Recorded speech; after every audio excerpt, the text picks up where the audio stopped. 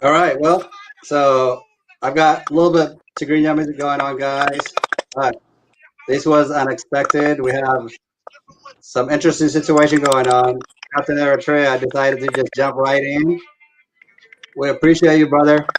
Thank you, thank I you. know I could have done a better job advertising this, but you know what? We're going to surprise our guest tonight. We got somebody just showed up. So, our show tonight, Cyber Power of Tigray, it's all about exposing the truth and uniting our people. The young Tegaru, the young Eritreans in the diaspora need to understand the divisiveness from Isaias Afewerki and Abiy Ahmed has terrorized our people. We have Zeru, who has gone through firsthand of the war in Tigray.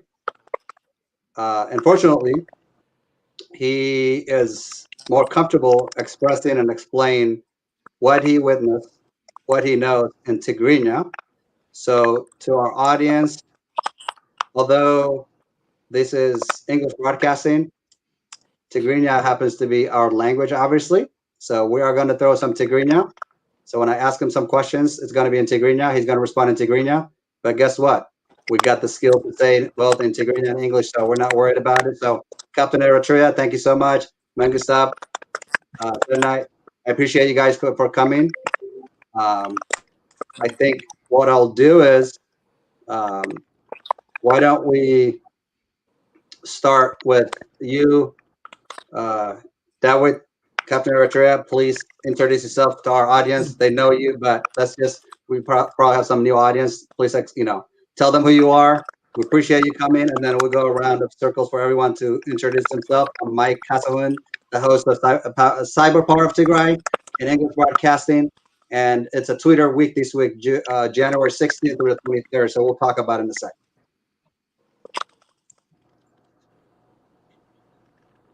David, go ahead, Captain Eritrea. I'm gonna let you do introduction. Hey, how you doing, everyone? Dawit, Dawit Wadishamba Basha, San Diego, California. I got the Captain Eritrea on Facebook with Captain Eritrea and Captain Eritrea newsfeed. We're also Captain Eritrea YouTube, and our agenda and motive is to unite the Eritrean and the Tegaru people as one unit, so we can move forward as one people, one nation. Remove the hate and remove the separation between our people. Although the dictators are trying to separate us, we're not going to allow that. That's why I'm here on this forum to say my piece. With that said, as long as we denounce the death of Tagarus and the death of Eritreans, united, we can make major changes in the diaspora and abroad in Africa, in Eritrea and Tigray. Thank you. So I'm gonna go to you, Senai, but if you guys could minimize typing because the background sound is like pretty loud on keystrokes and whatnot, or if we can just unmute when we're not talking, however we can control the sound. So I'm getting messages saying they're having a hard time hearing us because there's a lot of typing. So Senai, you've been here, so please go ahead and introduce yourself to our audience and we'll get it going. How's everyone doing? My name is Senai Gebra Christos. From Chicago, but by way of LA. This is my first time here, so hopefully they know me by now. Yeah, and just like Captain Eritrea said, doing whatever I can to make sure that there's unity in our community, especially the diaspora community. We find a way to collectively work to end what's happening now and in the future, right? Thank you. Thank you. So that type and sound is still like happening. I'm not sure what's going on here, but I think that was, I think,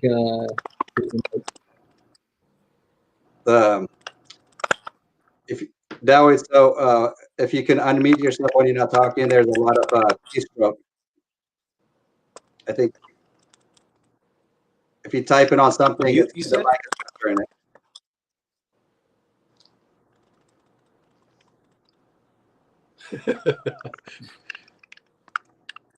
Somebody has some sort of chatter. Yep. Yeah, but I don't think anyone is typing. I think it's just a lack of quality. Interesting. Yeah. You want me to clock out and clock in? I've been No, hearing I'm not chatter. sure. No, No, I mean we definitely hear like some keystroke going on, but I'll let. it's not. It doesn't. Yeah, that's pretty okay. I apologize. I know there's like some background sound going on. I'm not sure what that is all about, but we're gonna go at it. You guys all hear that? I don't hear It's anything. I hear unfortunate, you. but I think we need to just push forward. I think it's unfortunate. I do hear it though. Gotcha. All right. So I think I'm gonna ask Tegaru to introduce himself, but he has to do it in Tigrinya, so you guys bear with us. So Zoro Hauna Hanmatsaha, ናይ ሃገር ብዙሕ ኮይናታት ብዙሕ መከራሪእካ ስለ ዝወፅኻ ካብ ዓዲ ሕፅር ኣቢልካ ኣብ ዘለኻዮ ቦታ ኣይትንገር ኣበይ ከመይ ኢልካ ከም ዝወፅኻ ንሱ ጥንቂ ኢልካ እስቲ መጀመርታ ናብ ቤተሰብካ ናብ ኣሜሪካ ናብ ብሰላም መፅኻ እና ያው ሕፅር ኣቢልካ ናይ ዓዲ ኩነታት ናይ ባዕልካ ምስቲ ሕፅር ኣቢልካ ጥያቄታት ስለን ጥያቄ ከሎ ያው እንታይ ሞ ክንብል ቦታ ስለ ዘይትገልፅ በቃ ኣሜሪካ ኢኻ ዘለካ ዝሮ ዝሮ ዓዲኻ ነርካ ያው ዳርጋ 9-10 መዓልቲ እዩ ኮይኑ እኳ ዘለካ ትምለስና ንኩሎም ሽሞም እንተይና ኣለና እና ሕፅር ኣቢልካ እስቲ እቲ ዝከታተለና ዘሎ ህዝቢ ያው ከለየልካ ሽምካ ግለፀና ዝሓወይ እሺ መጀመሪያ ንዝተዋሃበኒ ዕድል ብጣዕሚ መስገን የቀኒየለይ ያው ከምቲ ዝበልካዮ ካብ ዝመፅእ 10 መዓልቲ ገይረ ኣለኹ ንክልተ ወርሒ ዝኣክል ኣብ ዓዲ እየ ነይረ እና እቲ ገፍዒ እቲ ተገይሩንዮ ለይ እንታይ ሞ ክንብሎ ጭካነ ውንስ ኣይገልፆን እዩ ብጣዕሚ ጨካናት ብዝኾኑ ናይ ኤርትራውያን ወታደራት እዩ እቲ ግፍዒ ዝፍፀም ነይሩ በዝሓ ማለት እዩ ናይ ኢትዮጵያ ወታደር እውን ነይርዎ እዩ ግን ኣብዝሓ ኣነ ዝረኣኽዎን ካብ ሰብ ዝሰማዕኽዎን ብበዝሒ ዝግበር ነበረ ግፍዕን ጨፍጫፍን ናይ ኤርትራ ወታደራት እዩ ማለት እዩ እና ብዛላምበሳ ክጅምረልኩም ብዛላምበሳ ዝነበረ እንታይ እዩ ናብ ሕድሕድ ገዛ ክትብሎ ትኽእል እዩ ዝረኸብዎ መንእሰይ ስብኣይ ይኹን እናቐተሉ እና ብኻራ እንዳሓረዱ ዝገበርሉ ኩነታት እዩ ነይሩ ማለት እዩ እና ሓንቲ ሰበይቲ ካብ ዛላምበሳ መፅአን ብኣካል ዝረአኽዎን ብኣካል ዝረኸብክዎን ነይረን ማለት እዩ እና ስብኣየንን ወደንን ቀቲሎምለን سبعين ودن قتيلهم لن دما رأس مقتالهم رئيسنا العلمون كقبرايك علان مالتي نا خزال أنبسا هادي من وطين بأكل رهيبين أنا نعي كم زولانه مالتي نا عدي قرات داق حمص أو داق عربي كوتاس عملنا كتماتات تجراي زسكحصح ጨፍጨፋን ጄኖሳይድ ነው ተካሂዶት ሁለት ኸለሐ ማለት እና ታዩ ናፍቲ ከተማ ኻአቱ ከሎ ሕዚ ለምሳሌ በግንባር ዛላምበሳ ዝነበሩ ኻአቱ ከሎ ማለት እዩ አንተ ዝለኩም ዘለኹ ኣብ ዛላምበሳ ከም ገይሮም ዝረኸብዎ ንሓረዱን ዳረሸኑን ይማአትዮም ናብ ዓዲግራት ክመፁ ከለው ድማ መጀመሪያ ናይ ተወንጫፊ ደብዳቤ ገይሮም بتوانጫፊታት بخبيد ورت نافت ختمة لعلي 25 ዝኸውን ተወንጫፊ نافت ملا ختماتات يوم ተወንጫፊ دوري نيرو ማለት እዩ ካብኡ ለሃዲ ምሰብ ናፍት ገጠራት ሃዲ መخيدو ልሞተ ሰብ ከዓ ሞይቱ ተሪፉ ማለት እዩ እና ከምዚ ናበለ ንወርሒ ዝኣክል ከምቲ ትፈልጥዎ ማይ ኣይነበረን መብራህቲ ኣይነበረን ዳመጥሓን ኣይነበረን ከምዚ ዝኣክል ንልዕሊ ወርሒ ዝኸውን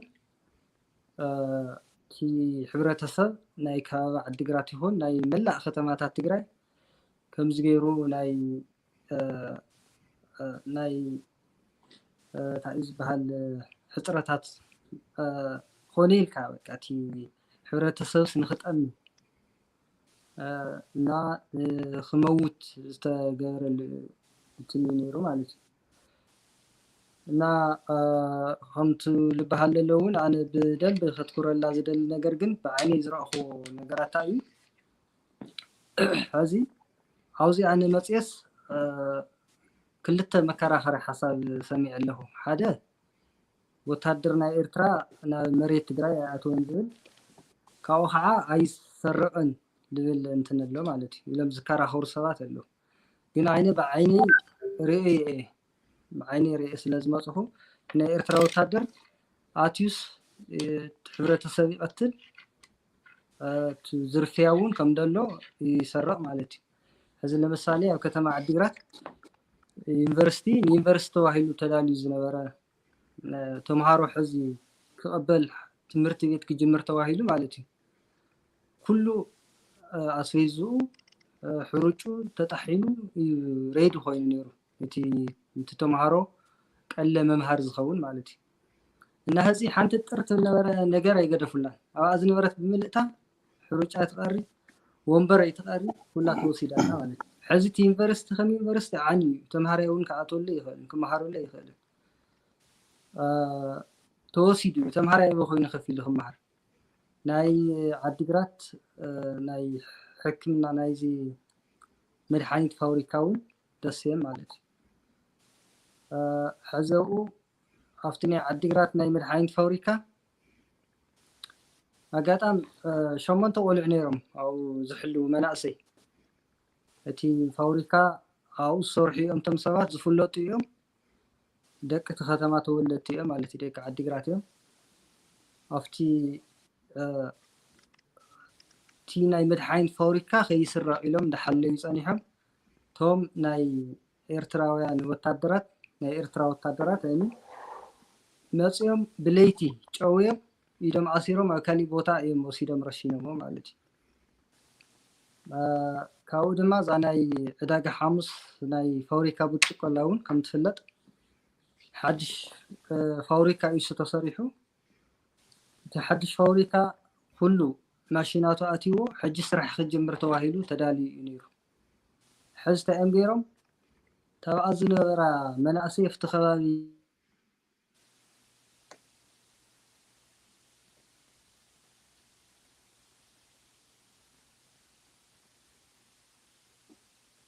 Zero. I think we lost him.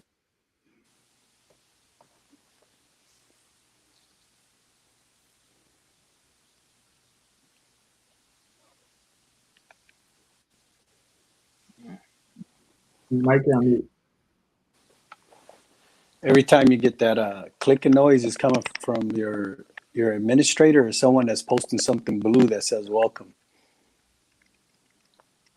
እሺ ይስማዕ ኣለዲ ታይ ታሽ ሙሉ ግባረ ታንክ ዩ ታንቲ ኣትኮለ ክንመለሰን ስለ ዝኾና ነቶም ኣጋይሽና ኩሎም ሂዘት ትብሎ ዘለኻስ ብጣዕሚ ዘሳቕ ስለ ዝኾነ ተቐቢለ ብእንግሊዝኛ ክምልስ እሞ ካብኡ ንሳቶም እቲ ለማዓንቲ መደብና ብእንግሊዝኛ ስለ ዝኾነ እቶም ዝሳተፉና ዘለዉ ጋይሻት እውን እንግሊዝኛ ኩሎ ወስኩሉ ይብልና ኣለዉ እዮም ናብ እንግሊዝኛ ክንቀይሮ ዝሓወይ መሊስና ክንሓቲናና ብጣዕሚ ትብለና ዘለኻስ ነብስኻ ዘንቀጥቅጥ ነገር ስለ ዝኾነ ዕድልኩም ዘመጋይሽ Dawit, I'm going to switch to to English. So I'm glad that you joined us tonight.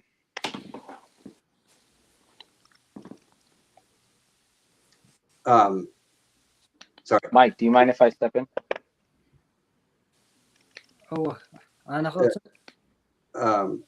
Yeah, I'm just the question I'm throwing to Captain Eritrea. So, Megastab, if you need to do something, just unmute yourself.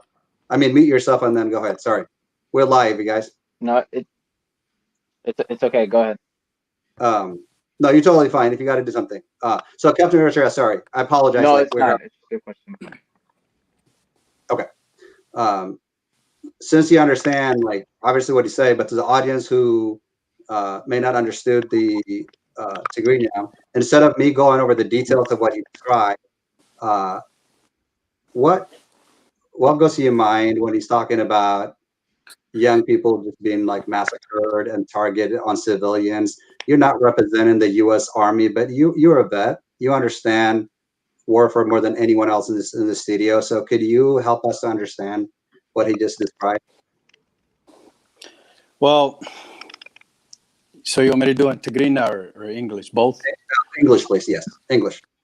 English. All right. So sadly, when you're dealing with occupation of a foreign country, right?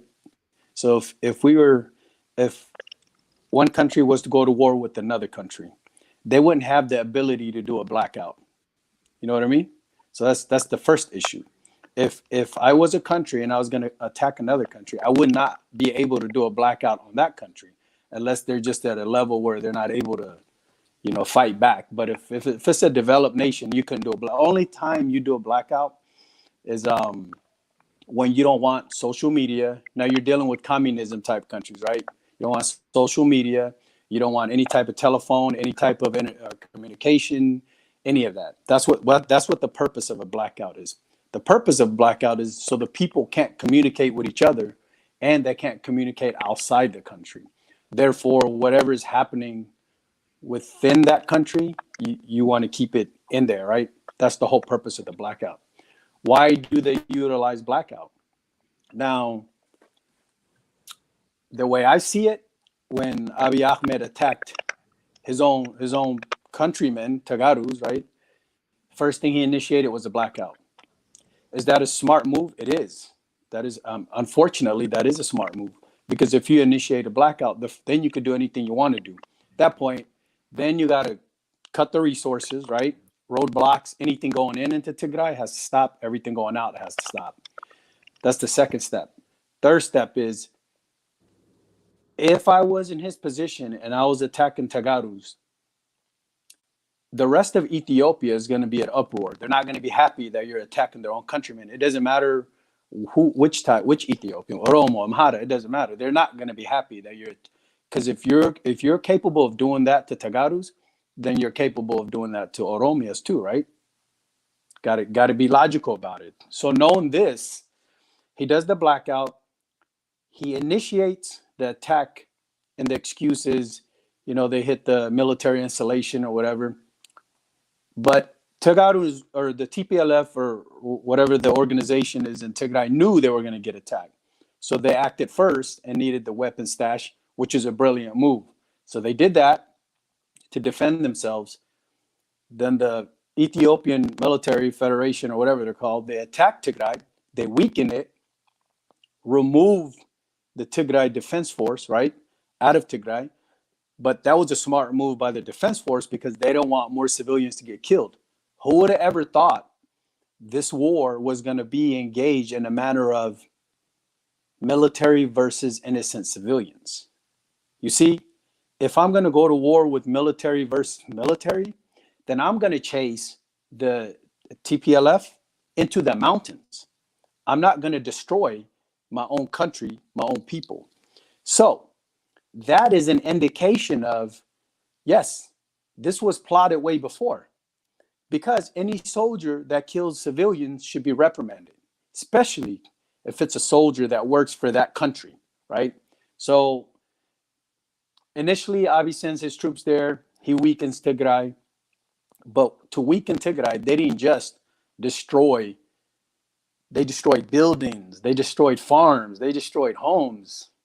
Some heinous, disgusting things. Then he pulls his military out, right? Once he weakens Tigray and he sends TPLF to the mountains for guerrilla warfare, then they send in Isaias Afwerki's dictator. I don't even want to call them soldiers. I call them pirates, bandits, because we denounce that. We real Eritreans, we don't count them as Eritreans. They're bandits. sends them in to loot and to pillage and to rape and to murder and to genocide.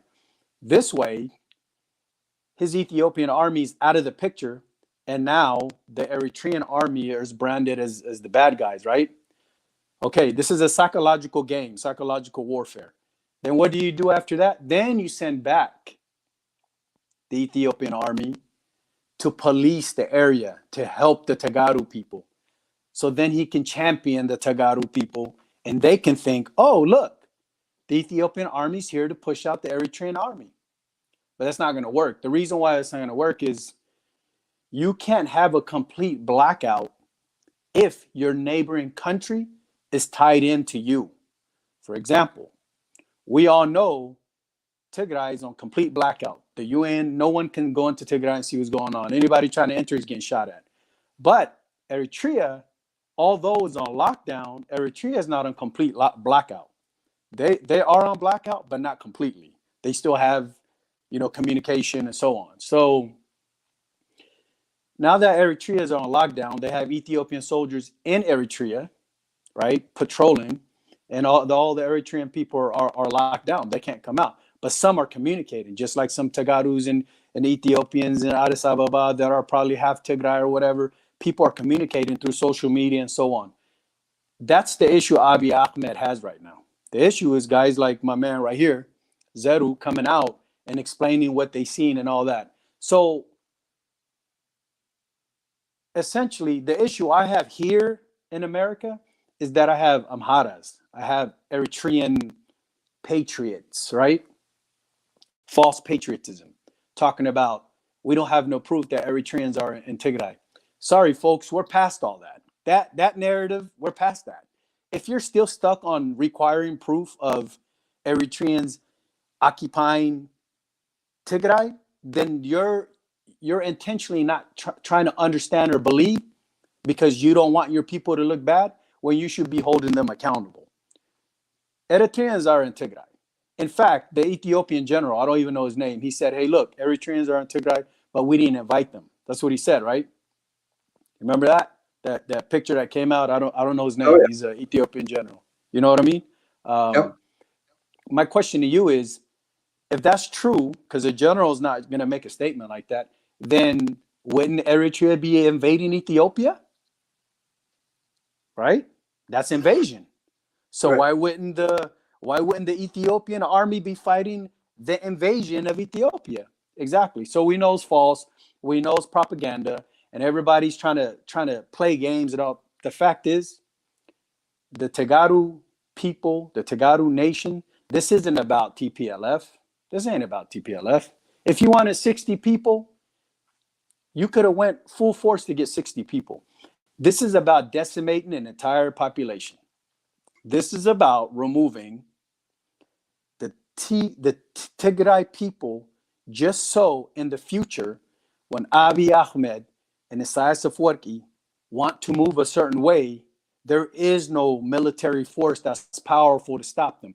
Because truth be told, the most organized military force in the Horn of Africa, one of the strongest ones, was in Tigray. All the weapons, all the funding, everything, right? But they happen to be in the center of Ethiopia and Eritrea. They also know Tegaru speak Tigrinya.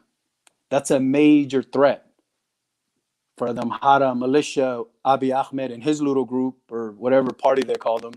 And you already know the deal with our dictator in Eritrea. He just doesn't like Tegaru's, period. Although they say he's half. I don't know what he is. I think he's half Ethiopian. They say 100% he is. Wadi Barad, right? But because of Badame and the losses he's taken, he's not happy. So he links up with Abiy Ahmed and conducts this massacre. This is total massacre, total annihilation of a nation. This is war crimes, violation of Geneva Convention, ethics, code of conduct. When they finally get into Tigray, the UN, I don't know what the delay is, they should be both held for war crimes. Isaias Afwerki should have been held for war crimes 30 years ago. But now Abiy Ahmed, the Nobel Peace Prize winner, will be held accountable. Trust me, eventually he'll be held accountable.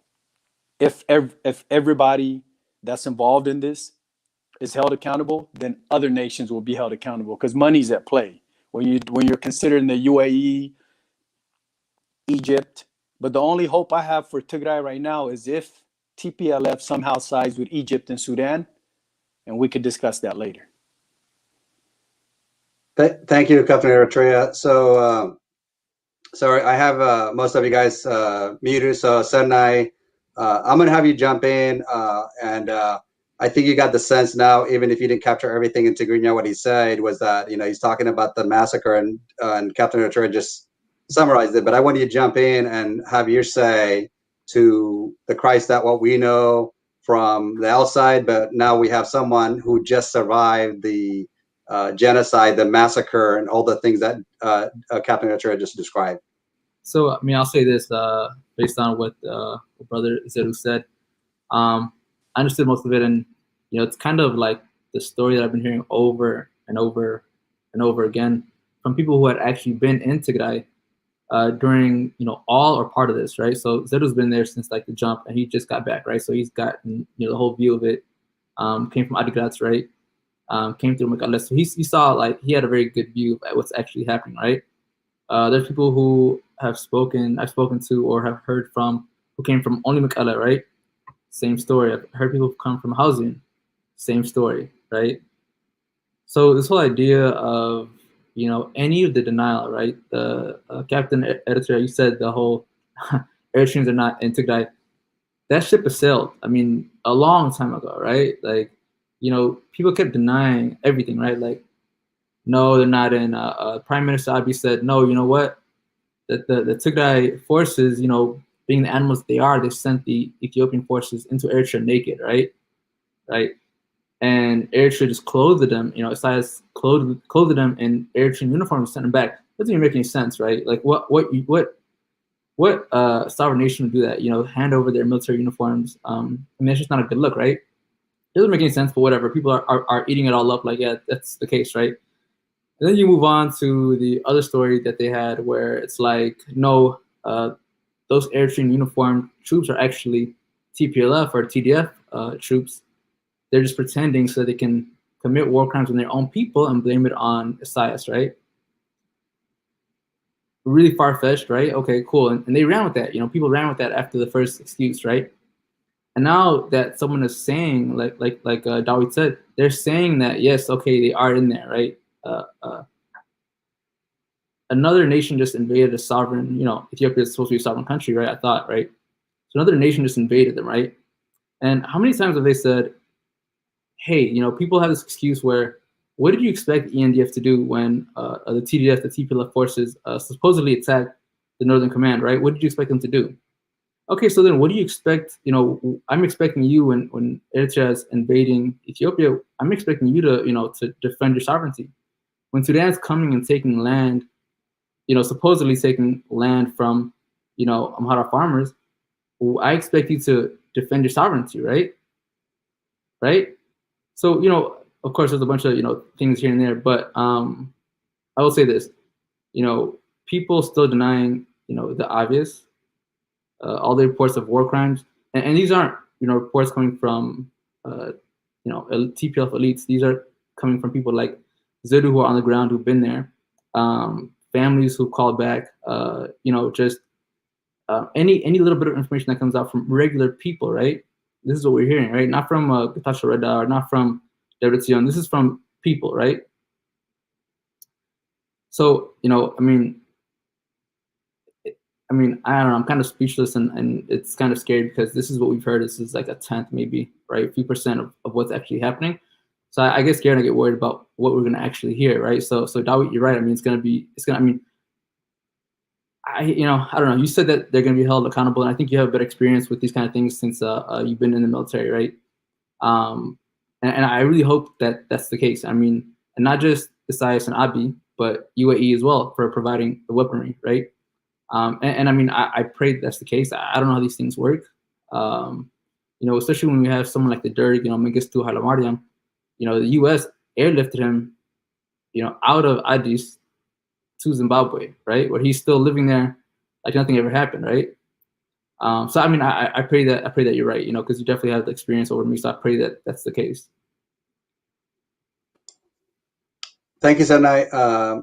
Mengstab, like you heard what Captain Eritrea just described, and Senai, and since he understood Tigrinya, what Zoro say, for the audience, we altered like Zoro's name, and we tried to generalize everything else for his safety and his family's safety back home. So just to clarify, he returned to the U.S. within the last week or so. So we're going to avoid the details of the return dates and all those things as well for his own safety. So Mengustab, please jump in and have your say what goes to your mind to hear firsthand from someone who actually has gone through the massacre and the crisis that we were talking about. Hey, thank you, Mike, Cyber Tigray, for giving me the time to speak. Zeru, thank you so much for going through and explaining the things that you've experienced. It was very hard for me to sit here and listen to all that. Everything that he was saying was confirmed from all the reports that we heard from out here with Eritrea's involvement and what kind of atrocities that they were inflicting on our people, especially in Zalambasa. Zalambasa was hit very hard because Zalambasa is closely bordered with Eritrea on the eastern front. So if they go down Afar, they're able to have Eritrea or Zalambasa right there. They approached with their military tanks, their heavy artillery, and they were able to wreak havoc on the people. And Zalambasa doesn't know what they have coming. So when you're able to surprise a border nation like that, it's truly sad. But the extent of what the Eritrean soldiers were doing, this is something that if you ask Captain Eritrea, Dawi, this is not the behavior is not typical behavior of soldiers of invading country. And the things that they were doing, this is something where if they're caught doing it and there's evidence for that, they're going to be reprimanded. They'll have to hear not from a world body or from the opposing nation, from their direct report. I mean, their own reporting lieutenant, sergeant, whatever it's called, would condemn what they're doing. If I'm in charge, if I'm a general and I'm in charge of a battalion or a certain company, a group, and they're doing these heinous crimes on the civilians, unarmed people, that guy's gonna, he's gonna be in international, or he's gonna be in criminal court. I'm gonna punish him. He's not gonna be able to continue the mission. It's crimes against humanity, like Captain Eritrea said. So these things, I mean, if they're invading, okay, they're occupying and they have the area because the Tigray Defense Forces have fled into the mountains for guerrilla warfare style. So the cities went unprotected. So all they had to do was just occupy. And if they wanted to loot, fine, steal the people's stuff. But did you have to go as far as killing an entire family, raping innocent girls or girls in general? It doesn't have to be innocent or whatever, and using them for forced labor and whatnot. I mean, the things that Zeru said just confirmed the reports that we were getting from the outside. And it was very hard for me to sit here and listen to all that. I was literally this close to stopping him and to asking you, Mike, why do we have to listen to this? Because it's only angering all of us. I mean, sooner or later, I'm gonna disappear. I'm gonna be somewhere in Sudan, crossing the border into Tigray, and giving my life up because I can't sit here and listen to that stuff. But anyways, I'm gonna switch gear here and just go off of what Captain Eritrea was saying. Dawit, my brother Dawit. I just wanted to clarify a few things. At the beginning of the war, when Abiy Ahmed waged war, he was set out to capture TPLF, the 60 members. So he started at the southern front where Mekelle is. And if you want to go even more south, he brought his army to Maicho, which is the border of Tigray and the nation south of it, which is Amhara land, Raya or whatever. But 4 days later, after Abiy Ahmed has realized that he was losing and he couldn't penetrate, he asked, that's when Asaya stepped in. Where did he step in? Humora, Western Tigray, far from Mekelle, from the capital, from the main objective of the mission, which is to capture and do this, law and order operation on the TPLF party, right? So in Western Tigray, you have Humora. To the north, you have Eritrea, and to the south, below Humora, you have Amhara. So what had happened, and these reports was confirmed by the Western nation Sudan, saying that they heard rockets firing in from Eritrea. So if you have rockets firing in from Eritrea, then you have these crazy extremist group named Fano from the Amhara ethnic group attacking from the south. You have this sandwiching of very evil intruders, and that's where you get that's where the Maikadra assassination or massacre took place. So what was happening in the southern front, Mekelle, people didn't know that there was this cover up of what was going on in Maikadra. Then what you had in Maikadra, the 800 that were massacred, these people had no idea what was coming at them. So what they did was they fled. And the 20, 30, 40,000 refugees that you saw flee into neighboring Sudan were from Maikadra, were from Humara, because they were being sandwiched. They were being invaded from the north, the south, and it was just like a bloodbath. And I brought that up because Eritrea was involved from the very beginning. We knew that Isaias and Abiy Ahmed were visiting each other's military bases. Isaias 2 weeks ago, or 2 weeks before the war started, visited the Air Force base in somewhere in Addis Ababa or whatever. And then Abiy Ahmed was the first president of a foreign country to visit Sawa, which is Isaias's military base in Eritrea, where he trains soldiers, and that's where he houses all his, his what did Captain Eritrea call them? He didn't even call them soldiers. He called them bandits, because that's what they are. They can't represent Eritrea, and I don't see them as Eritreans. But these people or animals were just fed some propaganda, were in probably the worst conditions a human can ever be in. And I'm not trying to make excuses for them, but when you have those kind of people that are willing to abide by everything the dictator says, and you unleash them on a population that that you've convinced these people that they are the enemy and that they have done everything what they have done, is the result of why you are in such a terrible condition, why Eritrea is such a terrible condition, is because of these Tegarus. That's the product. That's the result you get. These animals that they've unleashed on the Tegaru civilians. So Eritrea was involved from the very beginning. And another important, beautiful thing that Captain Eritrea Dawit mentioned was you don't have the luxury of blacking out an invading country. You don't. You don't. The only way you can do that is if you have inside knowledge, or if you have something internal. But what you had here is literally, I mean, you can't consider Tigray a part of Ethiopia in this invasion. You cannot, because who blacks out their own region and invades it? I mean, this is, and then invites a foreign nation to do that, to help in the invasion.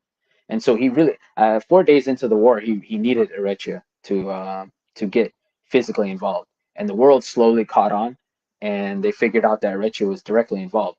But what Ethiopia did, it was just the saddest of any country's history.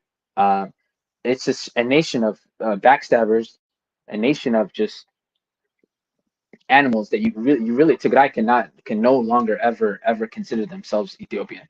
And Ethiopia continuing on from now is not going to be there is no Ethiopia without Tigray, the glue, being there in the center of the politics and the economy. There is no such thing.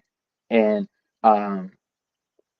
basically, what I want to cap it off by saying is that Eritrea is involved. What you see here is, okay, so Tigray Defense Forces left the cities, and the Eritrean army, Ethiopian army, were able to flood into the cities and have control. And they said, hey, look, we have the cities, we're in control. Why did it have to lead to looting businesses of private citizens? Why did it have to lead to killing entire families? Why did it have to lead to raping people, and all this destruction? I mean, this is unheard of. And if you ask Captain Eritrea, this certain behavior is never tolerated in military soldiers. I mean, if you see it, let me jump yeah, in go ahead. there. So I think some of that you kind of covered it pretty well. So I think the why, obviously, I'm going to let Captain Eritrea just like briefly talk about it because we have a lot to cover. So I want us to be mindful of time. But the why, obviously, personally for me in general, is that the goal of Isaias and Abiy Ahmed is to demoralize Tegaru by destroying, distracting everything they find and weaken the people. Therefore, they will be doing whatever they're told by Abiy Ahmed and Isaias Afwerki, which is the most, in my opinion, most miscalculated agenda they both made. But Dawit, my question for you before I jump back to Zoto, ask him in Tigrinya is, again, I'm not going to put you in your representing the U.S. as a military vet yourself, but from your own experience, if you are a person, you rose to the highest office that you're given, you take an oath, which you have taken an oath to defend and protect your country. That beautiful oath that you take, when your fellow soldier betrays you, your people, in America, that's treason. What, as a civilian now yourself, how sickening is it to you and to any soldier who served around the world? Doesn't have to be Ethiopian, doesn't have to be Eritrean, doesn't have to be from Tigray, but how sickening is that?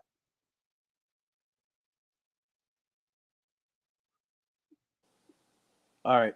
So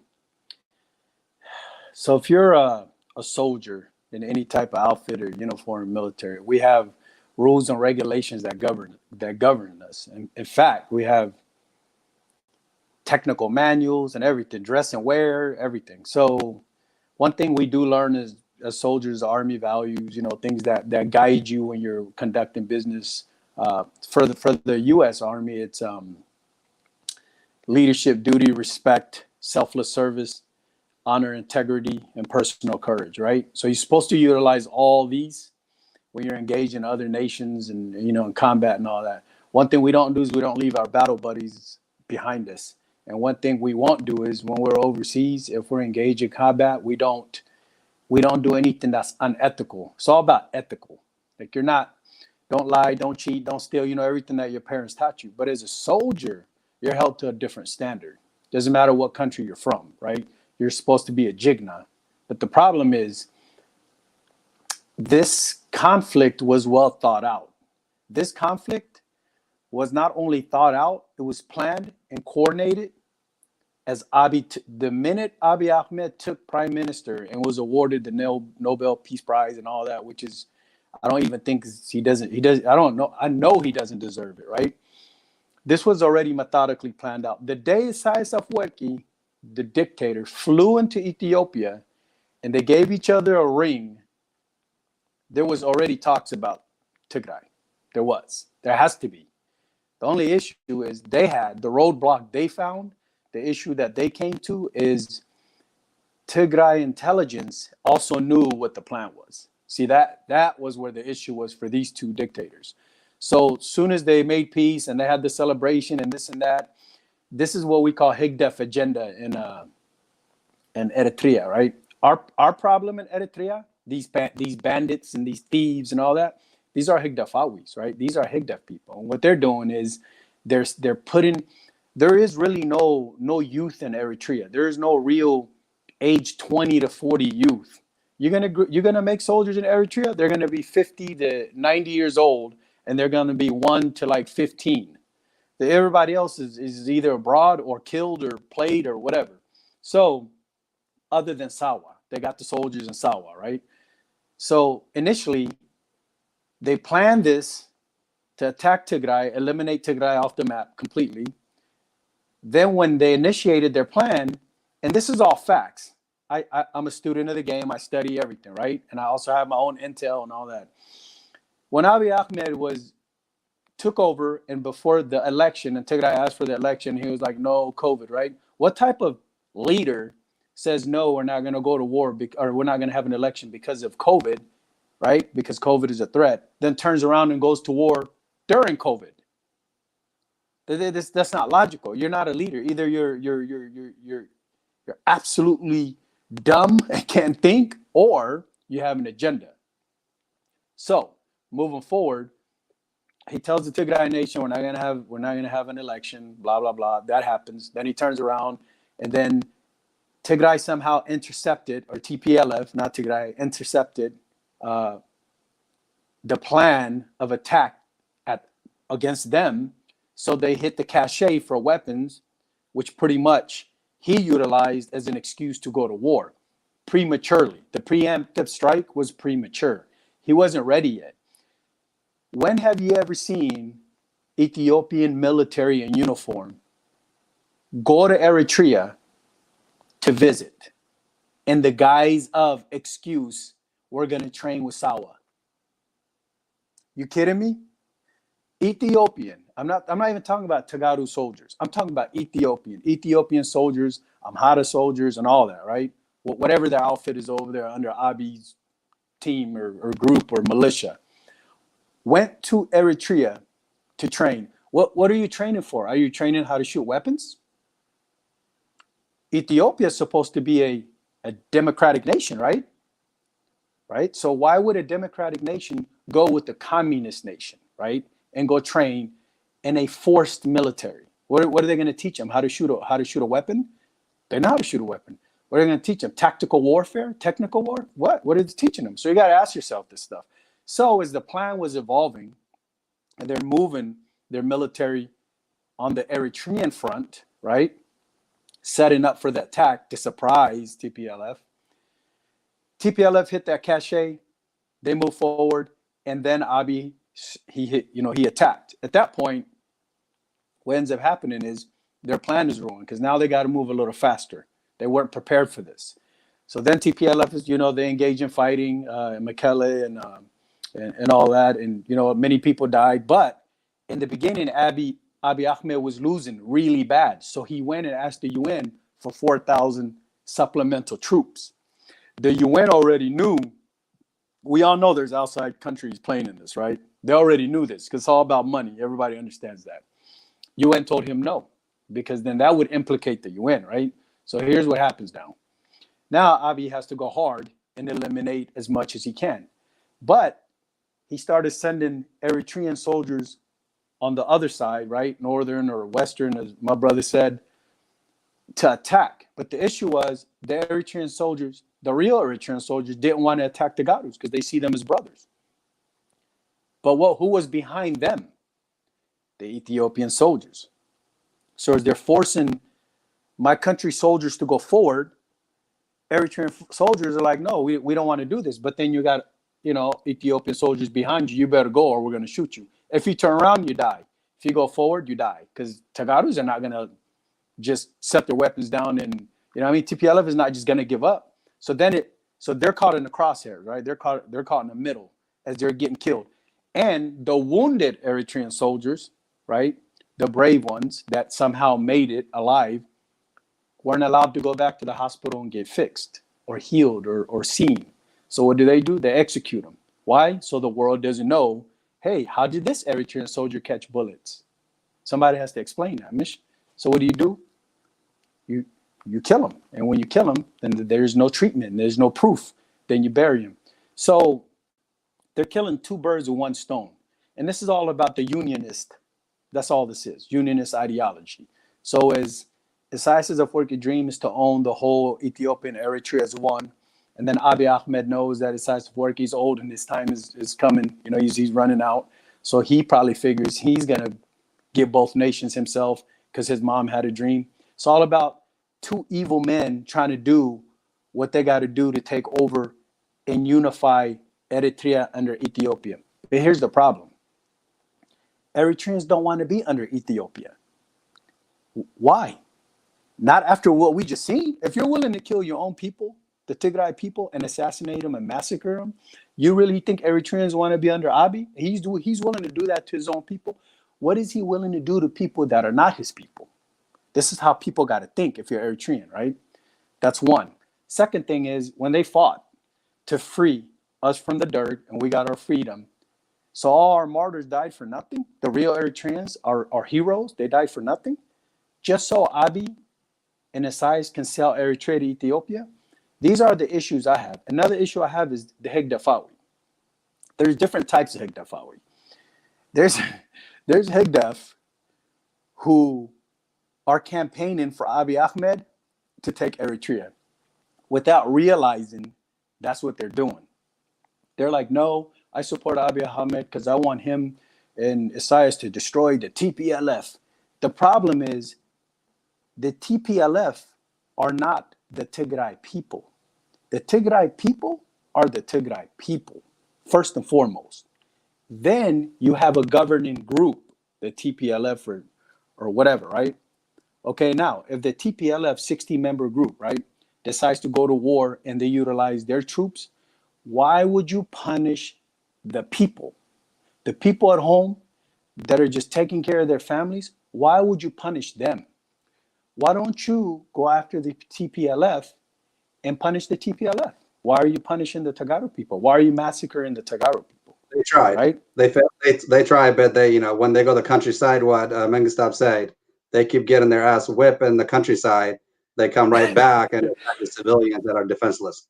So I'm going to shift real quick. I know we got a lot to cover, so I want to switch into asking Zeru. Thank you so much. I know we have a lot to cover, so I'm going to switch it into Tigray now. I'm going to ask him. I know Mengestab kind of was concerned about the raw of the discussion, that it's disgusting, it's sickening, it's heartbreaking, it's everything we can think of. But we got to keep exposing this evil man, these dictators in Eritrea and Ethiopia, and hopefully the good people from Tigray and Eritrea will realize the people are not the enemy of one another. It is those who hold the top leadership who are holding on dearly by weakening civilians, destroying infrastructure, and the raping and all these things that Mengestab also described. So let me switch the gear real quick to Tigrinya, ask our brother Zeru, and then we'll circle back again. Zeru, thank you. يغنينا زربا ያው ብዙ ሕቶታት ኣለዎ ምና ሓደ ነገር ያው ትዝሕዝን ነገራት ዝበልካዮን ሰሚዕካየ ካነ ንእሽተ ዝብልዎ ዘሎ ኣሕዋትናና እስቲ ሕፅረ ቢልካሲ የመና እቲ ቦታታት ኣብ ዓድዋ ኣብ ኣክሱም ኣብ ሽረ ኣብ ካሊእ ቦታ ብእዝንካ ዝሰማዕካየን ብዓይንካ ዝረአካየን ሲ እስቲ ሕፅረ ቢልካ እንደገና ተዛረብ ዝሓወይ እሞ ዘርና ኣዞም ኣሕዋትና እቲ ብእንግሊዝኛ ነቲ ዝካተለና ዘሎ ህዝብና ከርድእዎ ምእንታ እሺ ሕራይ እሞ ያው ከምቲ ትብሎ ኣለካ በየከተምኡ ያው ዝተፈላለዩ ግፍዕታት ይፍፀመሉ እዩ ኣብቲ ህዝብና እዚ ፍሉጥ እዩ ከምቲ ዓንተው ዝበልኩ ኸውን መብራህቲ የለን ማይ የለን መጥሓኒ የለን እቲ ሕብረተሰብና ተቸጊሩ እዩ እኒኦ ማለት እዩ እና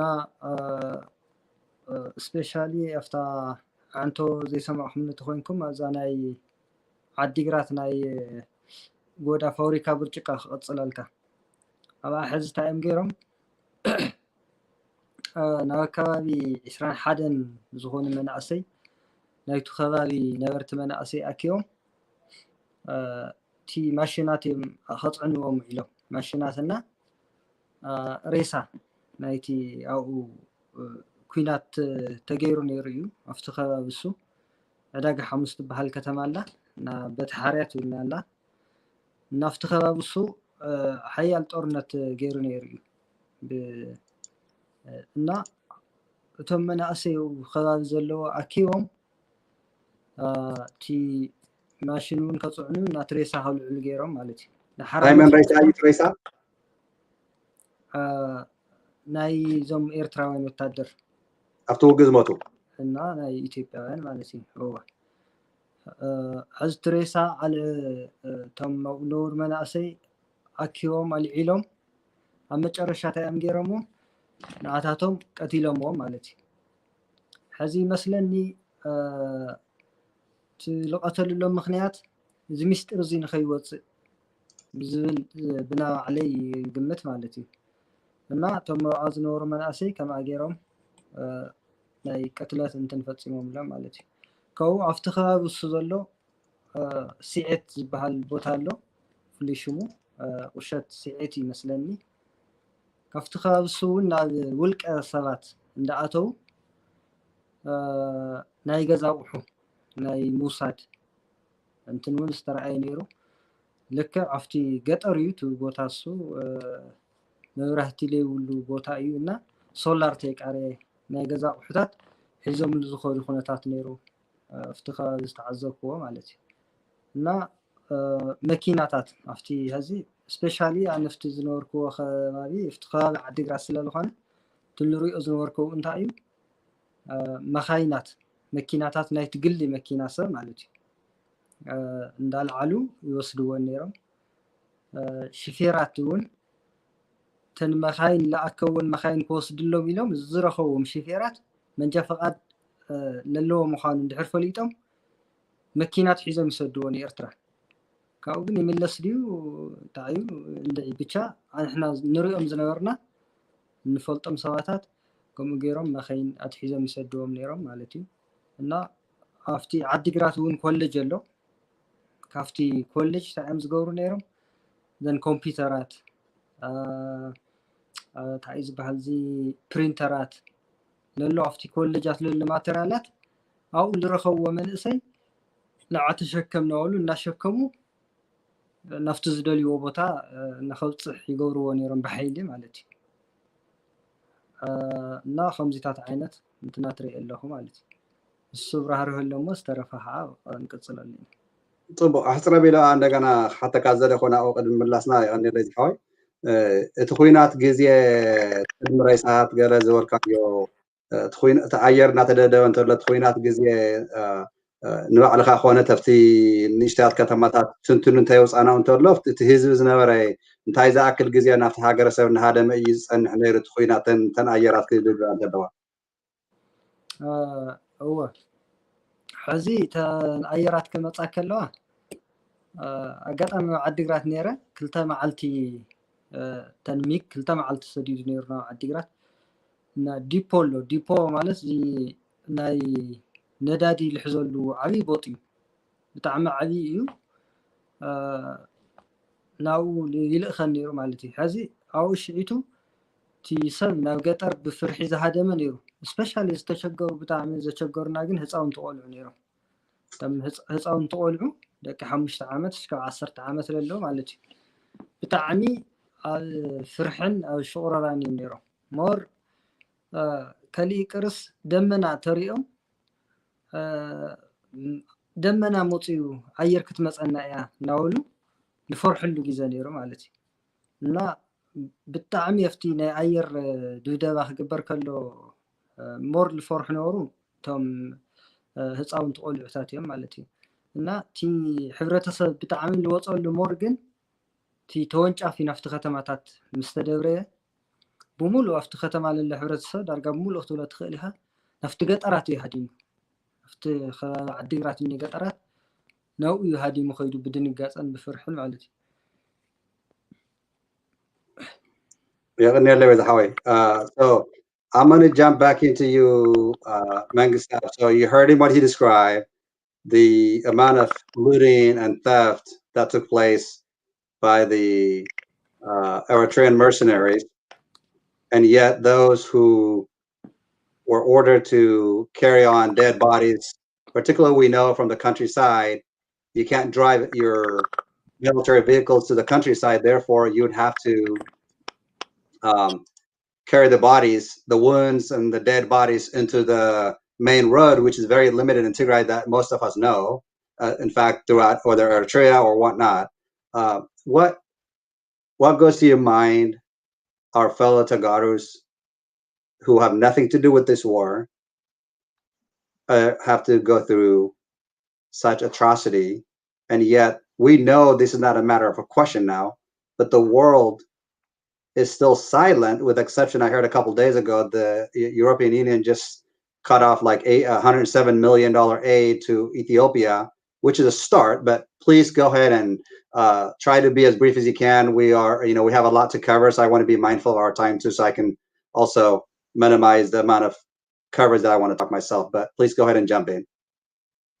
Okay, thank you, Mike. Again, it's very hard. It's heartbreaking because this guy, Abiy Ahmed, Prime Minister, he's able to hide these atrocities and his hidden agenda. Because, again, why are civilians a part of this? Why is it that the civilians are being attacked? Why did they go after a university's food supply for the year for what? So what do the civilians have a part to play in this if it's just an operation to unseat the TPLF party in Mekelle? So it's just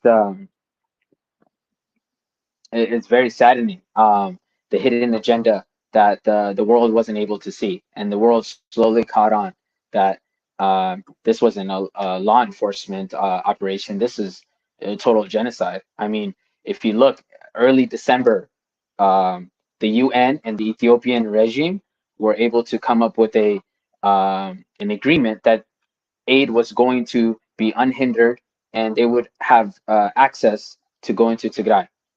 One, as as Dawi mentioned, they were shot at, and then two, the food wasn't going everywhere to all the parts. I mean, a lot of it is held up in Mekelle, and we're here in January 16th. So give it a good month later, and the Ethiopian regime is not holding up their end of the bargain on that contract with the UN. So what could be their hidden agenda? It's genocide. It really is. It's Abiy Ahmed. I don't know where Abiy Ahmed, again. He's these dictators. They're very well known for killing their own people. If you look at all the dictators, Isaias, Stalin, what's it called? Abiy Ahmed now, Gaddafi, all these guys. They're known for killing their own people, but Abiy Ahmed has to be at the top of this. And the atrocities that happened to Tigray, being like Captain America, Captain America, might as well call him Captain America, mentioned, was that Tigray is in the center. It's between Eritrea and Ethiopia. So just imagine with the blackout, how horrible, how just heartbreaking. Just we can't even imagine being in their position right now. But to touch up on what Zeru said quickly, and then so we can continue. So I'm pretty sure that the source that I heard the story that Zeru was saying, and Zeru being the other source, I'm pretty sure that they don't have any connection. That's for certain. But word to word, what Zeru was explaining, I heard from another source about a couple of weeks ago, which is that when the Eritreans suffered a heavy loss, and the Ethiopians combined, that to hide the massive amounts of bodies that were laying there, they made the local people do it, because I mean, obviously they don't have any numbers because they're all dead, these soldiers. So they forced these locals to do it, and once they forced them to load up the trucks with the stuff that they wanted to loot, and dig graves for these soldiers of theirs that were dead, including the wounded that were purposely killed, so that they can't be left to uncover the secret that Eritrea is involved. After they did all this hard work, they killed them. They killed them because they didn't want them to remain as witnesses to the horrific and the atrocities that they committed there. So I mean, Kanzi la isn't nagarila anizbet. So Thank you, Mike. I heard that from Zeru, and I heard that from a previous source a couple of weeks ago, word to word, and it's frightening that this is true and confirmed. So I'm going to jump into you, Senai, and then we'll go to Captain Eritrea.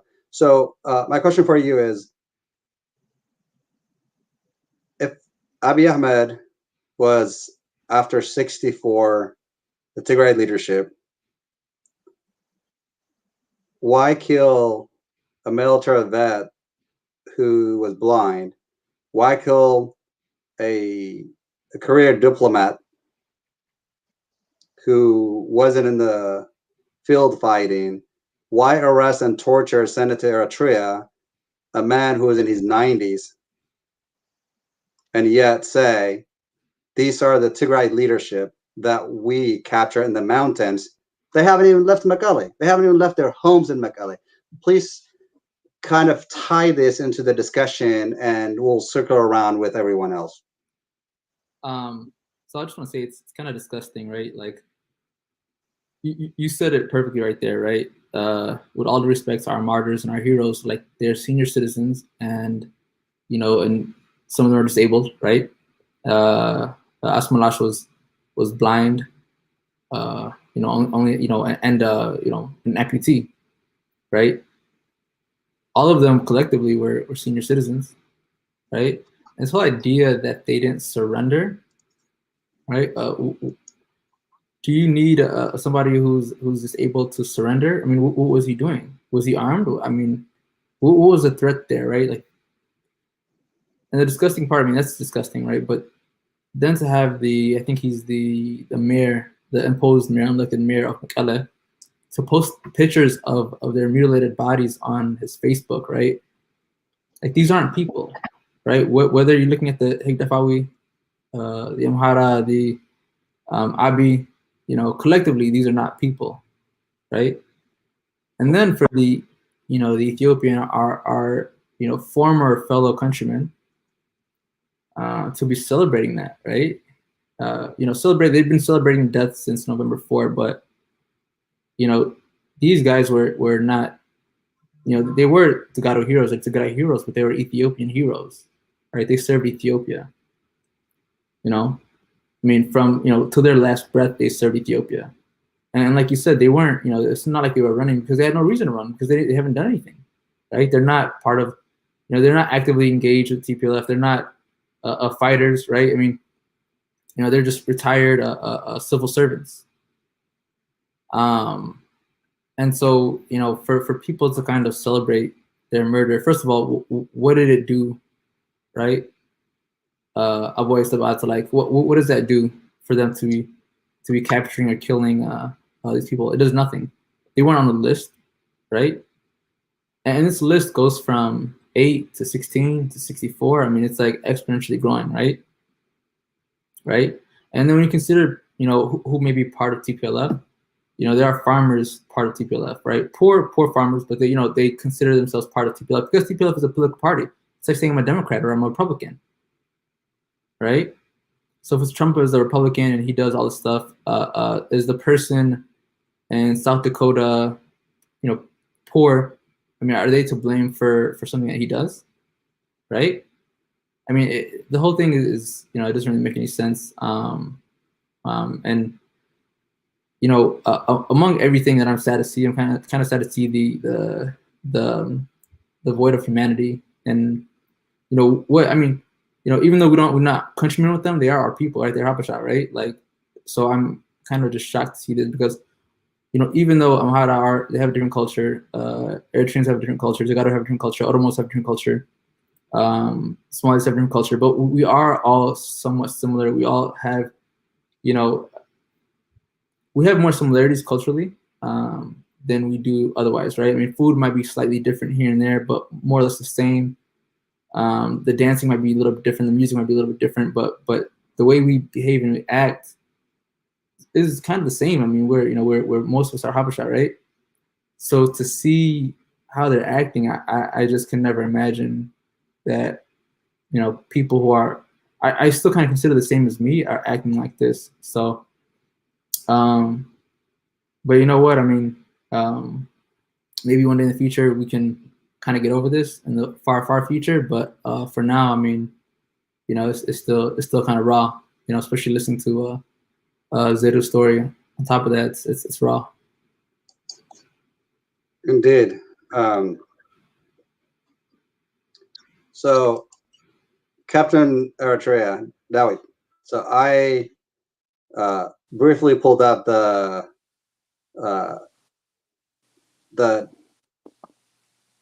Democratic Republic, which now is the Banana Republic of Ethiopia. They talk about this fancy and Amharic and English version of the Disability Act law that they have in place. When your own government violates that same law that's supposed to uphold and protect, and you actually murder a person with disability who can't see because you gave them 72 hours to surrender, and they can't walk from one room to another without help. What does that tell you about these leaderships, supposedly self-proclaimed leaders of Ethiopia and Eritrea? So these are not leaders. These are gangsters, essentially.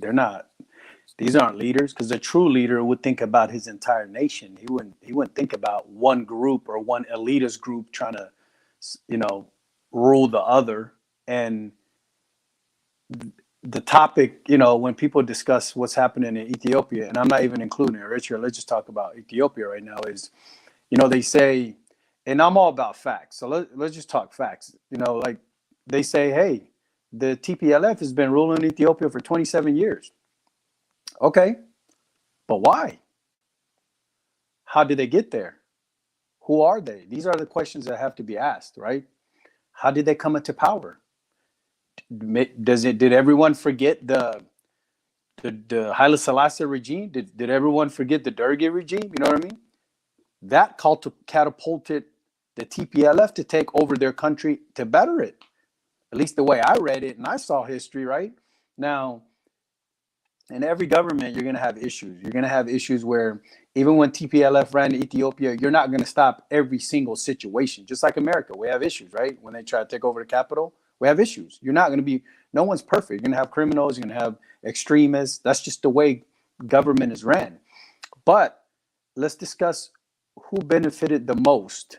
When TPLF ran Ethiopia, economically, Ethiopia was like shooting through the roof. I mean, the world was getting ready to see Ethiopia rise into, to the level where other countries are, where they can, do everything for themselves without any support.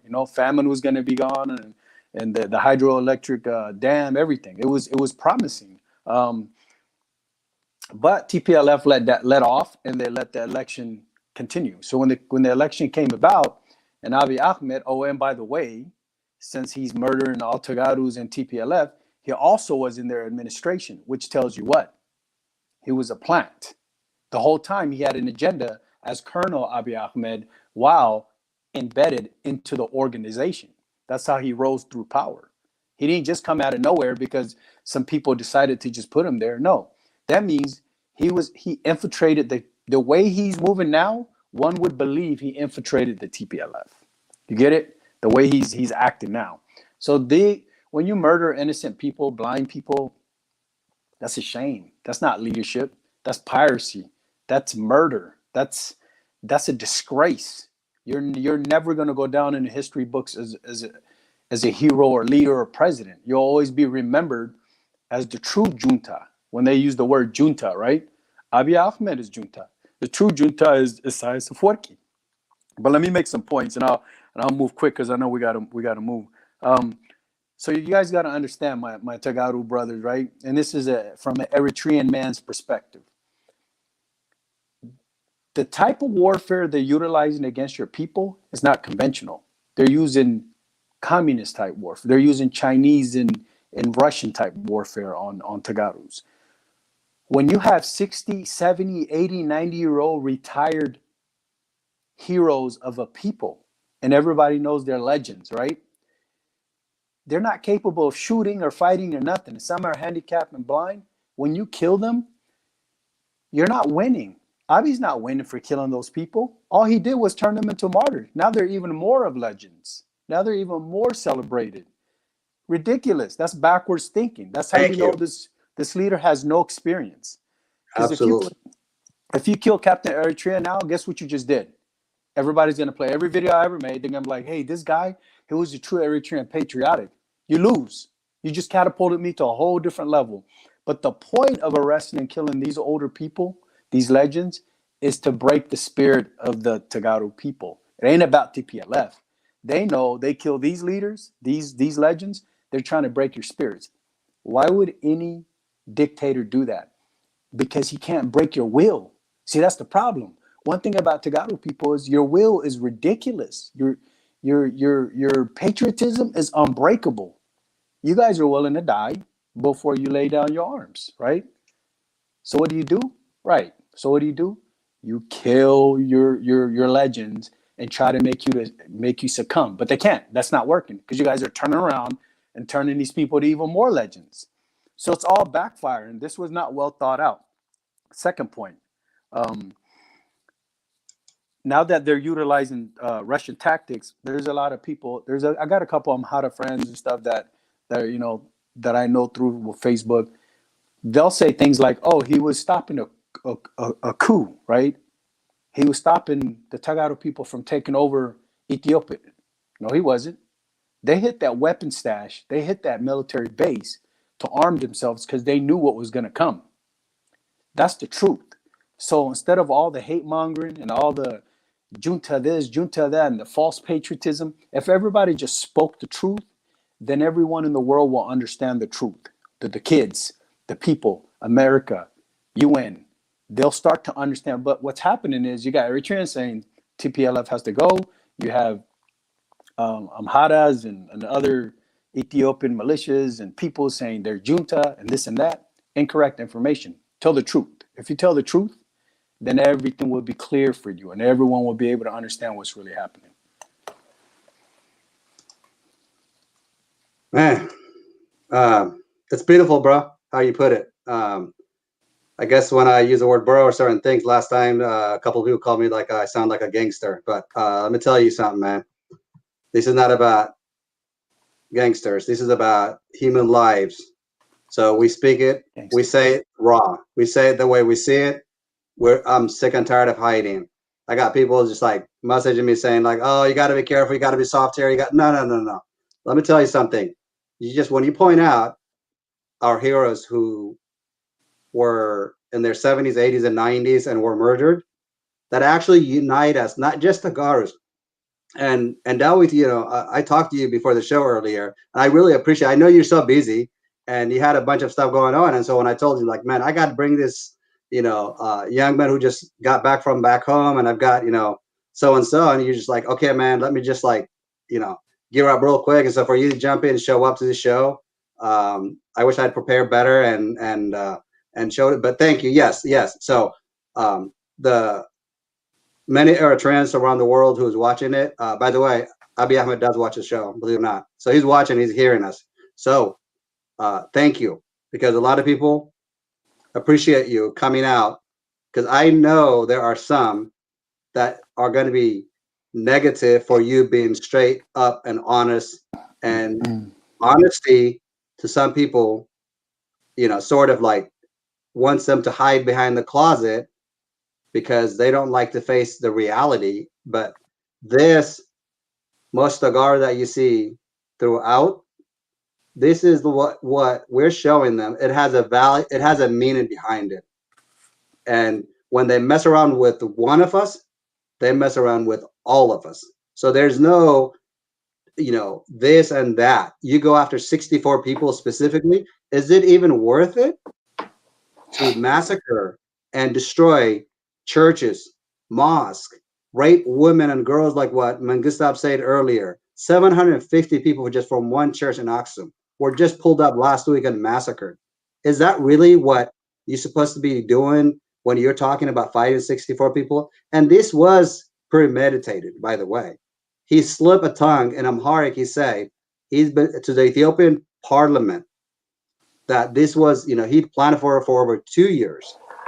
And I will say this, the failure of this war, who betray the Tigray people, actually, is the Ethiopian military.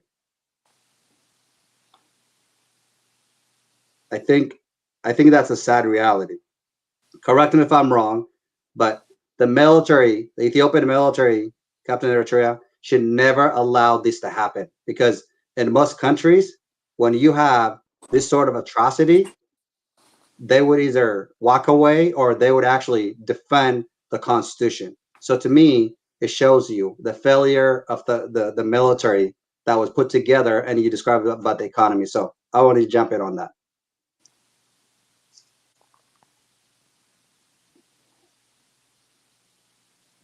You talking about the economy on? Can you repeat that? The Ethiopian military, I feel like personally, the attack on Tigray should never happen had the Ethiopian military stood up and say, we cannot allow foreign countries like Eritrea to come invade Tigray. And by the military not upholding their constitution, the failure on the crisis right now is not just on Abiy Ahmed, but it's also on the military's top leadership, is what I'm saying. And if you have a different idea, if you disagree with me, don't feel that I'm going to be like embarrassed by it. No, brother. Check this out. This is all systematic. The issue is they don't view Abiy Ahmed as a prime minister. They view Abiy Ahmed as their king, just like they view Isaias, just like Higdeth views Isaias Afwerki as like their lord or their god. And what's really sad is all the generals, the majority of the generals under Abiy Ahmed are the previous Dergi generals that got kicked out of Eritrea and didn't get killed back then. That's the issue. And I remember there was a chief of staff, I think he was Tigray or something, and they killed him, right? The general then too. And so that right there is an indication of everyone was in on it. Everyone understood. They had briefings. They knew what they were going to do. They were setting this whole thing up for a long time. The minute Abiy Ahmed took power, they were setting this up. Anyone that says otherwise does not understand how the world works, does not understand politics. One thing dictator Abiy Ahmed was not counting on, though, was the destabilization of Ethiopia economically.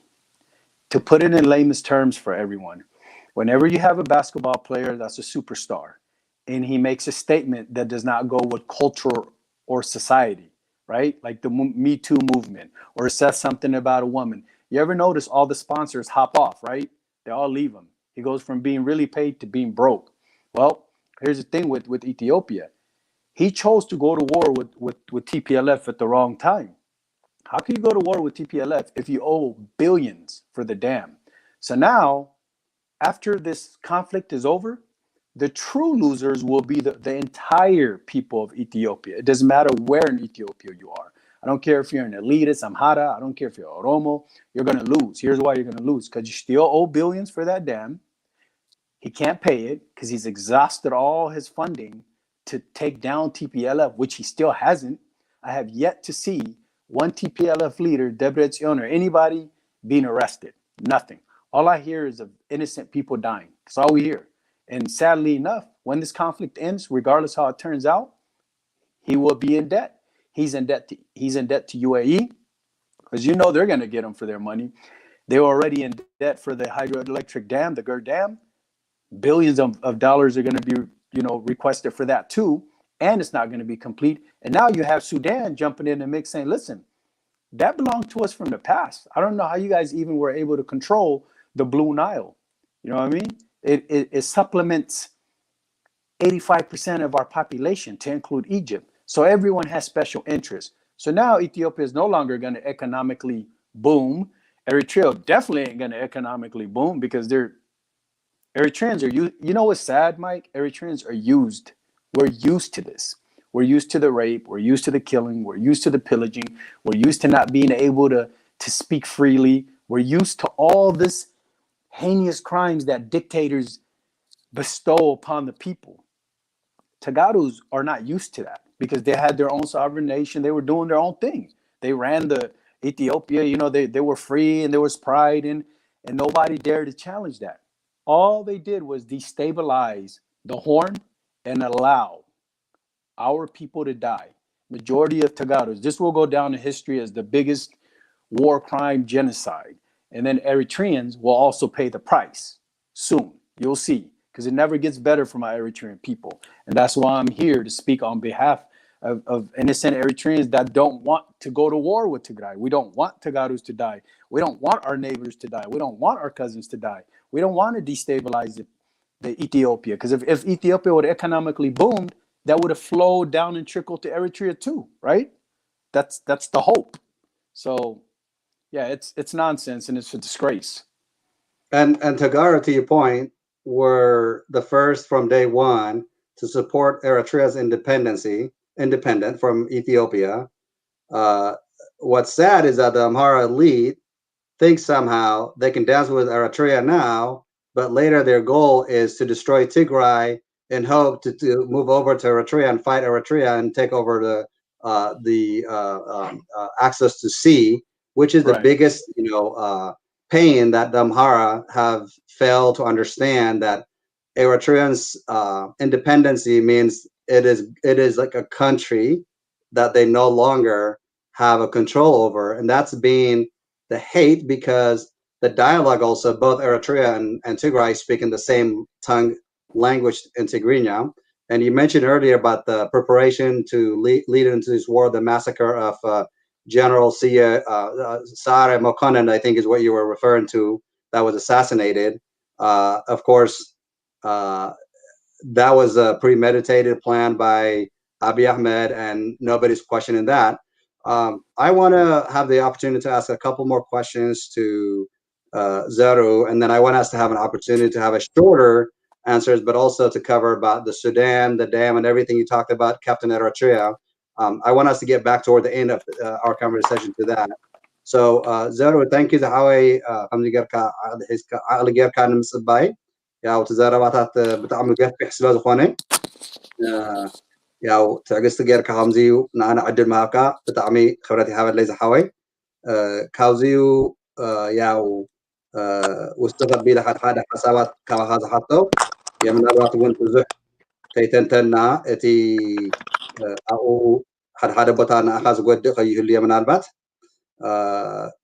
እቲ ህዝብና ንስኻስ ካብ ዝወፃኻሉ ግዜ እንታይ ዓይነት ተስፋ ኣለዎ ኢልካ ትግምት? ካሊእ ኸ እቲ ምርኽኻብ ዓርሱ ብዓርሱ ብምንታይ እዩ ዝራኸብ? እቲ ናይ ኤርትራ ወታደር ከ ንመጨረሽኡ እቲ ኩናት ኣብ ደገ እቲ ናትና ወታደር ኣብ ደገ እዩ ዝዋጋእ ዘሎ፣ ከተማ ዘሎ ኸ እንታይ እዩ እኒሀ እቲ ዘስክፍና ዘፍርሕ ጥሜት ከም ዘሎ፣ ማይ ከም ዘየለ ገለታት ኢልካ ገሊፅካ አንተ ካብቲ ዝበልካዮ ተወሳኺ ነገራት ከ መታወቅያ ገለታት እውን ናይ ትግራይ ቦታ መሬት ሒዞም ኤርትራውያን ወታደር መታወቅያ እናውፅኡ ሂዘ ሓዚሩ ኣለዉ ዝበሃል ገለታት ኮሎ መልእኽታት ይመሓላለፈና ኣለና። እዚኣትከ እንታይ ሰሚዕካ ኣለካ ኣብኡ እንዳሃለካ ኣብቲ ውሽጢ ሃገር?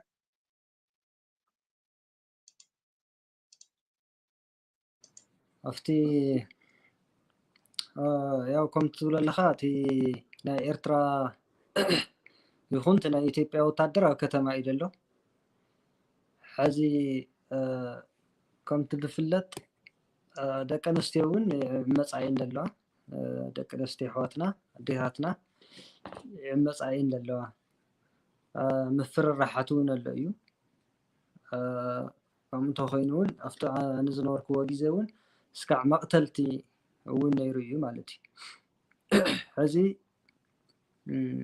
ኣነ ብኣካል ዝፈልጦ ሓደ ሰብኣይ ነይሩ። ኣጋጣሚ ያው 4 ሰባት እዮም ነይሮም ብሓደ እና ኣጋጣሚ እቲ ሓደ ብሂወት ናይ ምፅናሕ ዕድል ረኪቦ፣ እቶም 3 ግን ሞይቶም ማለት እዩ። እና መታወቅያ እውን ይጥይቁ እዮም። ከምቲ ዝብለካ ኣለኹ ማጃ ፈቃድ ዘለዎ ሰብ ተኮይኑ ንኤርትራ እዮም ሒዞሞ ዝኸዱ፣ መኪናት ሒዞም እዮም ዝወስድዎ። ከምኡታት ነገር ኣሎ። እቲ ሕብረተሰብና ተሸጊሩ እዩ ዘሎ፣ ብጣዕሚ ኣብ ፀልማት እዩ ዘሎ ማለት እዩ። ኣነ ካብ ዝመፅእ 10 መዓልቲ ገይረ እኒኹ ቤተሰብ ኣይረኸብክዎምን ማለት እዩ። ብምንታይ ክረኽቦም? ስልኪ እውን ክትድውለይ ትኽእልን እንትን እውን የለን ማለት እዩ። ሕዚ እቲ ሕብረተሰብ ተስፍኡ እቲ ናይ ትግራይ ወታደር ተቃሊሶ ሸኒፉ ክምለሰሉ እዩ ተስፋ ዝገብር ዘሎ ማለት እዩ ተስፍኡ ኣብ ባዕሉ እዩ እኒሄለ መርዖ ካሊእ ተስፋ ዝገበሮ የለን በቲ በለበቲ እቲ ሕብረተሰብ ኣብ ፀልማትን ኣብ ሕማቅ ኩነታትን ከም ዘሎ ብኣካል ባዕለይ እውን ዘረጋገፅክዎ ኣብኡ ክልተ ወርሒ ክቕመጥ ከለኹ ብፍላይ እቶም ናይ ዓብይ ወታደራትና ናይ ኤርትራ ናይ ኢሳያስ ወታደራት ምስ ኣተዩ ብጣዕሚ ኣብ ከቢድ ጭንቅን ፀበባን ኢና ነርና ማለት እዩ እና ከምዚ ኢሎ ኣብቲ ከተማ ዓዲግራት ሕዚ ኣብቲ ከባቢ ኣነ ስለ ዝነበርኩ ኣጋጣሚ እዚ ናይ መጀመርያ መዓልቲ ከኣቱ ከሎ ገጠር ወፅየ ፀኒሐ ድሓር ግን ተመሊሰ መፅየ እና ኣብ ቤተክርስትያናት ትርኢ እንዳ መድሂነ ዓለም ደብረ መድሃኒት ዝበሃል ዓዲግራት ትፈልጥዎ ተኮይንኩም ኣብኡ ሕዚ ኣብ መዓልቲ 5-10 ሰብ እዩ ዝቕበር ነይሩ ማለት እዩ እና ከምዚ እቲ ህዝብና ብጣዕሚ ኣብ ጭንቀትን ኣብ ፀበባን እዩ ዘሎ ስቲል እና ከምኡታት እዩ ማለት እዩ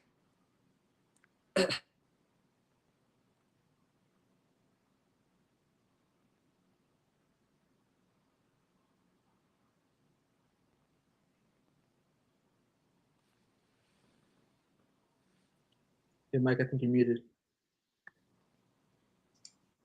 ይቅርታ ታሽሙ የገረ ነረ ሚት ገረ ነረ ሲ ይቅርታ ሓንቲ ነገር ዝሓተትክዋ እንታይ ነራ መስለካ ሓደ ዝሰምዓ ዘለኹ ኣነና ሓበሬታ ዝመፅትን ካብ ዓዲ ዝበዝሒ ቦታ ብኒ ዛላምበሳ ብኒ ቦታታት ሙሉእ ኤርትራውያን ሒዞሞ ዝኔው ካብ ዓዲግራት ሙሉእ ሲ ውፅእ ምስ በልካ ካብ ዓዲግራት ከተማስ ናይ ኤርትራ ወታደር ሲ ነቲ ናይ ትግራይ ህዝቢ እዚ ናትና መሬት እዩ ስለዚዩ ኣብዚ ክትነብሩ ተደሊኹም መታወቅያ ናይ ኤርትራ እንኩ እናተባሃሉ ይዕደል ኣሎ ማዕሮ ተባሂሉ ሲ ተወሰነ ሰባታት መልእኽታት ሲ ይልእኽሉ ኣለዉ እና ሲ እዚ እንታይ ይመስለካ ክብለካ እየ እዚ እዋ ሳረሲዕ ይመስለኒ ሓቂኻ ትክክል እዩ ሕዚ ቀርሰበር ዝበሃሎ ኣብ ከተማ ዓዲግራት እቲ ናብ ዛላምበሳ መኸዲ ኣብኣ እያ ቀረባ እያ ኣብቲ ከተማ ዓዲግራት ተቀርሰበርስ ቀረባ እያ ካብኡ ንኽየብሉ ኣሎ እንታይ እዮም ኢሎም እዚ ናይ ኤርትራ መሬት እዩ እና ካብዚ ንኽየለ ኣሎ ብኤርትራ ኢሉ መሓደር ካሊእ ቅርስ ከምቲ ትብለለካ መታወቅያ እና ምሽግ እውን ኣብኡ ኣብቲ ቀርሰበር ውፅእ ኢልካ ምሽግ እዚ ድፋዕ እውን ፍሒሮም ኣሎ ማለት እዩ ኢሮብ ብምሉእ ካብ ቀርሰበር ንኽየለ ኣሎ ምሳና ኢኹም ካብ መታወቅያ እውን ብናህና ኢኹም እንትን ትገብሩ እዚ ካብዚ ንኽየ ዘሎ መሬት ናይ መሬት ኤርትራ እዩ ኢሎም ኣነ እውን እንዳሃለኹ እውን እዛ ኢንፎርሜሽን እዚኣ እውን ፈልጣ ነይረ ኣጋጣሚ ረሲዐ እያ ሕዚ እምበር ኣብኣ እንዳሃለኹ ጀሚራ እያ ነይራ ቅድሚ ኣነ ምምፃኢ እሳ ነይራ እያ ክብለካ ደልየ nearly the highway. Thank you. Senai, I'm going to jump with you and then we'll go to Captain Eritrea and then we'll circle up to Mengisat. So I am curious, you know, what does it tell us when Eritrea now has conquered endless like territories of Tigray? We're not talking about even the disputed like territories during the war that they had 20 years ago. What does that tell you when they are actually building another military bases in an area where they actually should be pulling their troops back to Eritrea? I mean, how concerned is this? So, you know, when I heard that, it made me think of two things, right? One, was this pre-planned between Isaias and Abiy where, you know, I mean, because you got to think about it, right? Isaias didn't do this just for the love of Abiy, right? Or, I mean, part of it was to get some revenge, you know, to eliminate TPLF, but still, like, you have to come back with something, right? You know, so there has to have been some other part of that deal where, you know, he received some kind of compensation for his troops, right? Because the ENDF, the Ethiopian National Defense Force, couldn't do it alone, right?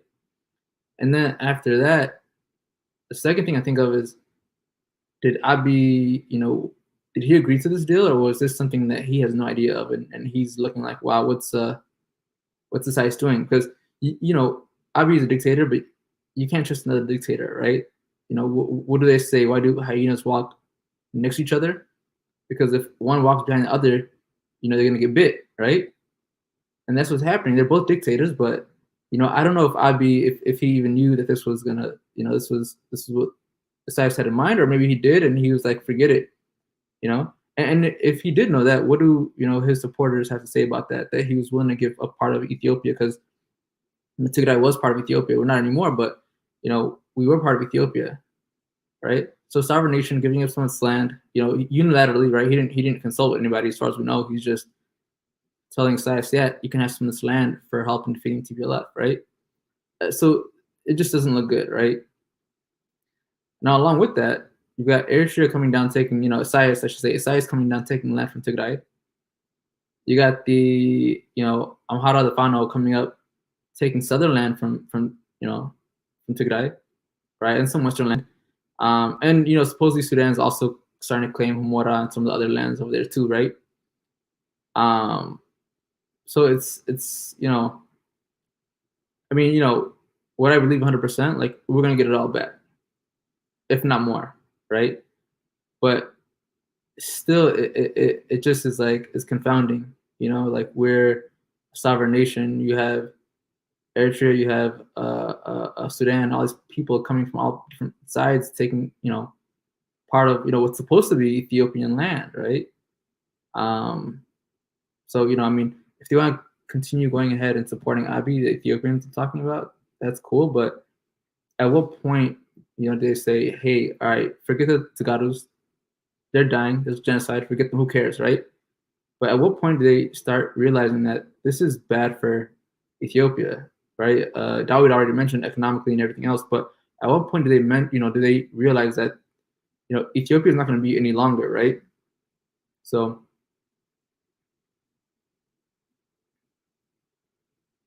you're on mute, Mike. I got to remember to unmute myself. Thank you. I was validating your point. I just stated that Ethiopia divorced Tigray on November 4th, 2020, which is fine. Tegaru are no longer going to be fooled in any of this any longer. Captain Eritrea, you know, the majority of Eritreans are brought in at home and sick and tired of 30 years of war and 30 years of dictatorship. That's 60 years, bro. Some of them are actually numb to it. But the reality is, like, it's a humanitarian crisis that Eritreans fought for freedom, for dignity, and what they got in return is many of their brothers and sisters becoming refugees all over the world. Along the process, dying throughout the Mediterranean Sea, beheaded in North Africa,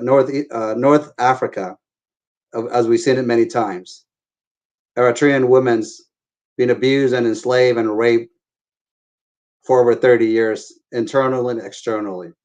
The pain and the suffering, now we understand Tegaru and Eritreans are saying enough is enough. I don't want to put you on the spot, but I continue to point this out, not to build hatred, but to point out the fact. When the Oromo, who has no border with Tigray, shows up to help Tegaru and Mekelle just like 2-3 days ago, where's Amhara? Where's the Amhara, that decent Amhara with the decent heart and mind? What's going on here? Help me out to understand, my brother.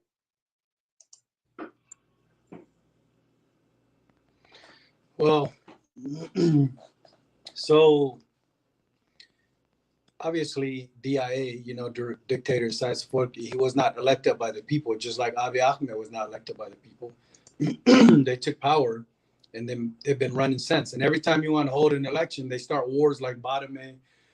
Excuse me. So the problem with, well, the issue is, my brother Sanai said it right. When Isaias Afwerki is not gonna assist Abiy Ahmed in war for nothing. He's not. There's some sort of money play, or he's giving them Tigray, or he's giving them land, or he's giving them Badame and then some of Tigray. Something's gonna come from this. Mark my words. So yeah, he's not doing it for free. But at what cost? We don't have that many people left anymore. So they've pretty much eliminated majority of the Eritreans. Now they're going after the Tegarus because they're Tigrinya speakers, and that's a fact. I don't care what anybody says. So it's a win-win for both of them. As Isaias is sacrificing the Eritreans because he's in his unionist idea of merging Eritrea into Ethiopia, he's collectively destroying Eritreans, and then Abiy's destroying the Tegarus for the unionist Ethio ideology of the Dergi regime and all that. So it's a double-edged sword, and it's a win-win. But what some of the Eritreans don't understand is, as you sit there and you cheer for Abiy Ahmed and Isaias to attack Wayene, right? They're not understanding you're campaigning for Abiy to lead you. You're campaigning for Isaias to sell Eritrea to Ethiopia. That's the one point I cannot drive hard enough. Like, you're sitting there saying junta, junta, junta, but at the end of the day, when it's all over with, even the worst thing that can happen for Eritrea is to remove TPLF and to remove Tigray. Why? Because if you remove Tigray, there is no resistance. We will just be sold to Abiy or whoever, or Isaias is either going to run it, because that's who's really running everything now is Isaias, because Abiy's not experienced enough. And then they win. They win in the sense of we either are sold to Ethiopia or they merge the country. But in the end, you notice who's getting persecuted? The Tigrinya speaker on both sides. Right now, the majority of Tigrinya speakers are getting persecuted in Tigray. That's the number one priority. Right after that's over with, guess who's next? The Tigrinya speakers in Eritrea. Now, this is how simple-minded some Eritreans are. They have arguments about Ekologazai, about certain names, Hamasen, Sarai. We can't even get past that. Then once that's over with, then they want to argue about religion. How about we focus on removing our dictator and then helping y'all remove your dictator, or whatever comes first? So my people have been unrest for 30 to 60 years. We used to have the Yamin, the Manka. We had brilliant scientists. We had people that were unbelievable. Our forefathers, our heroes, our legends, all of them killed by who? Isaias Afwerki. And then people want to deny our singer, Abraham Afwerki, one of the best swimmers in Eritrea, as it would, ironically, drown in the ocean. Come on. Like, they feed him all this propaganda, and then they come here and spew that nonsense to us.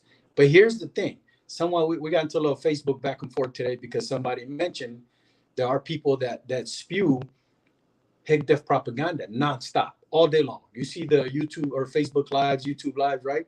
Okay, well, if Eritrea is so great and Isaias is so great, why aren't you going back home? Why are you here spewing propaganda? And then you have to understand, there are people watching these people and wondering how you got your citizenship. How did you come to America? How did you secure your citizenship? How did you get you came here under political asylum, but you got shows talking about how great Isaias in Eritrea is. This doesn't go unchecked. There's people paying attention and just snapping pictures and sending it everywhere. And I bet you people are going to be held accountable here shortly. Not by me. They're doing it to themselves by going live and saying how great it is over there and there, right? So if I was a person that worked at the embassy or INS or whatever, I would look at you and be like, wait a minute. You're the same person that came here talking about, I'm here under political asylum. But now you're bigging up Sawa. You're promoting Sawa. These are the problems of Eritrean people. They're so lost. They can't just stick to one goal. No, we're spread everywhere. But Tegarus, you guys are one. You guys are united. You're in one. That's why you had to be taken out. You are the sacrificial lamb for DIA and DAA. For them, for their plan to work, the Tegarus are the sacrificial lamb. And that's the truth. I don't care who says what. That's the 100% truth. You must go as a nation for the next step. And for those who have maybe no idea, the musician that you mentioned, you guys give me a minute.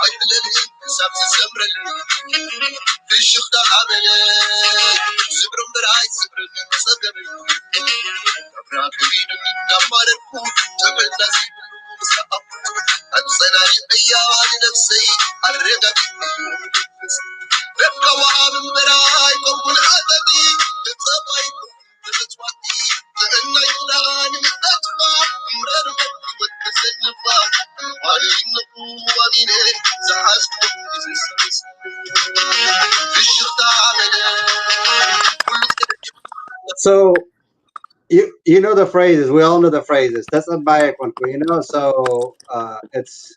I mean, I think what the reason I brought that up is talked about the unity of Tegaru as one because we don't depend on others. I think when Tegarus and Tigray were under attack, Tegarus and Tigray weren't alone to unite. Those of us in the diaspora had to do the same exact thing. So the unification of Tegaru around the world, actually, I believe, is also galvanizing and uniting Eritreans as well.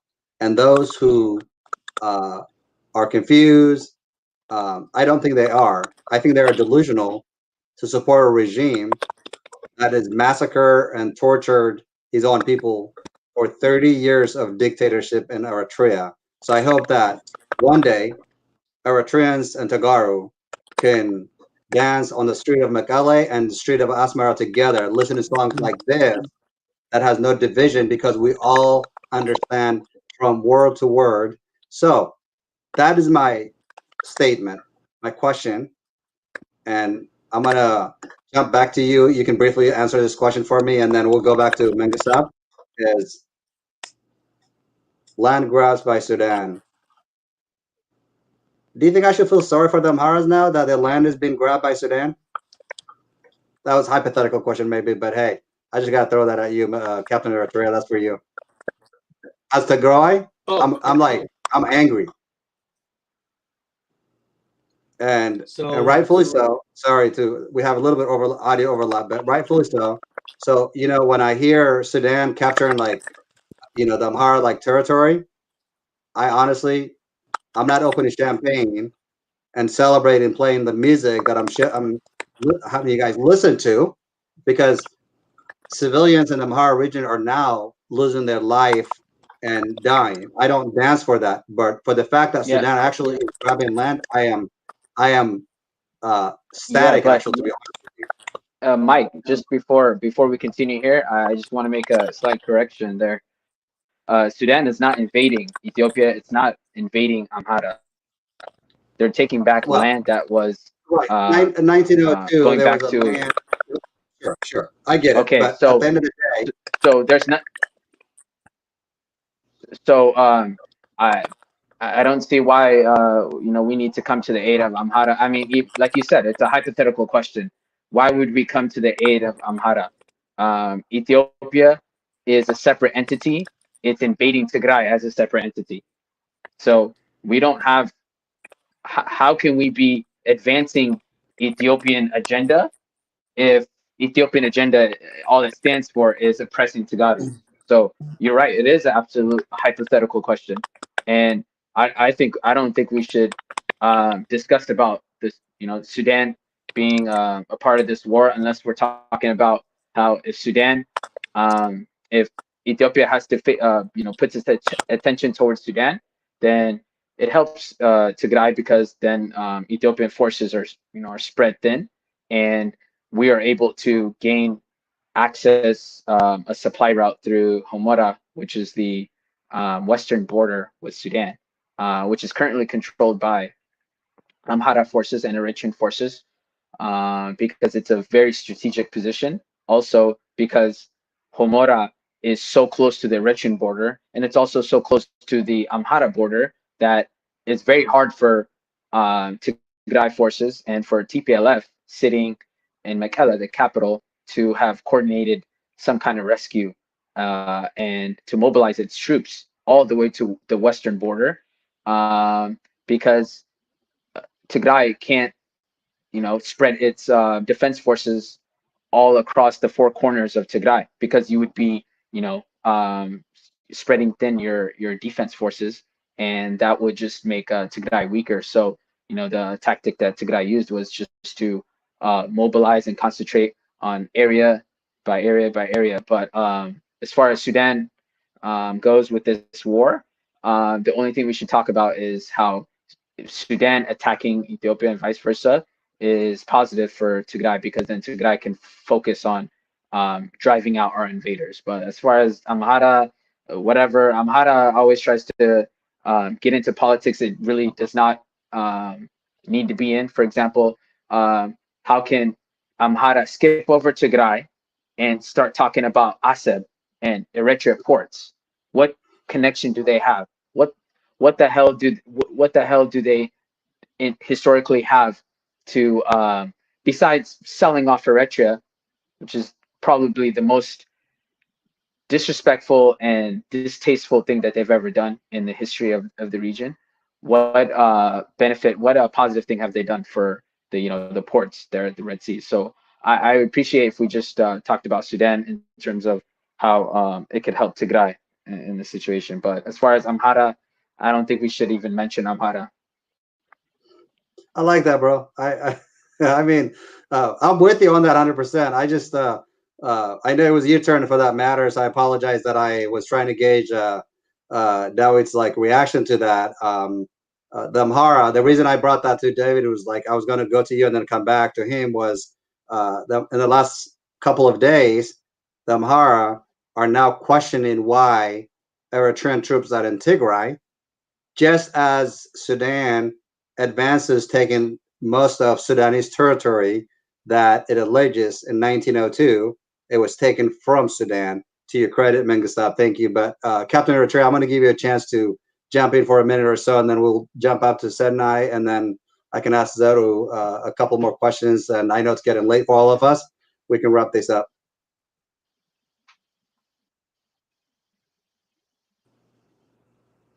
All right, so Mengs, you did have it correct, brother. Is I think you guys were actually saying the same thing.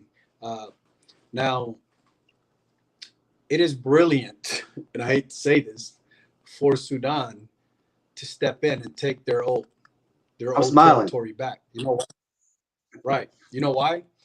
So Sudan, they're watching everything. They're like, wow, these people are actually killing their own people in a manner like this. So they know TPLF depleted the Abiy's military in the beginning, right? They know this. Yeah. So what ended up happening is Sudan saw a moment and was like, hey, we're going to go ahead and confiscate this land that used to be ours anyways. They're too busy to do anything to us. I would do the same thing if I was Sudan. Why wouldn't they? So what that does is that furthermore, it's a slap in the face to Abiy, because here's what he's not going to do. Abiy's not going to attack Sudan while he's going after TPLF. He's not. He can't handle that type of war. So Sudan took advantage of the situation, rightfully so. I would do the same exact thing. Now, how does that help the Tegaru nation and the TPLF? That helps you in a way where if he does try to take back that land, it spreads his military even thin. This is why he's asking Isaias for more help, because now he's trying to engage Sudan, but he's trying to engage them diplomatically. He knows he can't engage them in a military fashion. He knows he'll lose. So because it's too many enemies in what he's considering an enemy. So that was the best thing Sudan could have done. Is that bad for the Amhara people? Yes, but the Amhara people should have stepped in. Can you guys hear me? Yep, go ahead. The Amhara, I know the Amhara nation had nothing, the people versus the government, but they should have campaigned to let Abiy know, hey, what you're doing to Tegaru people is wrong. And for that reason, you just took another loss. Now you lost land. You can't explain that. As a leader, how does a leader explain his people? He just lost land. During a war, while he was sacrificing his own people, he also lost land. That's a triple slap. He was not prepared for any of this. He did not expect Sudan to do that. So I think Sudan, if I was Sudan, I'd have done the same thing. You're right. It is. And I'm going to come back to you, Senai, for a sec, but I want Mengistab kind of to finish his thoughts in reference to Sudan. And correct me if I'm wrong, but I think Mengistab, even though you were born in Sudan, you understand the dynamic that we're dealing with. So for Tegaru, just as he said it, I think this is like in one hand, it's like I feel like the Amhara sort of like are either they're cursed or like that, it's like they're already getting like punished for their bad deeds and supporting dictator Abiy Ahmed to attack Tegaru, the very people who has empowered them.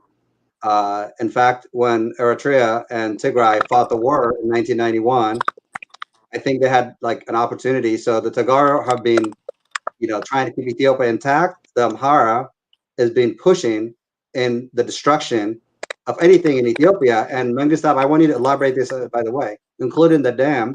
When Tegaru pushed hard, put so much money into it, the 4.7 million or so, or billion or so, Amharas was against it.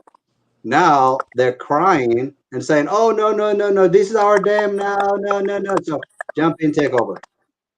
Well, I can talk about San Diego locally here when Tegaros were holding a fundraiser to buy bonds to support the funding for the dam.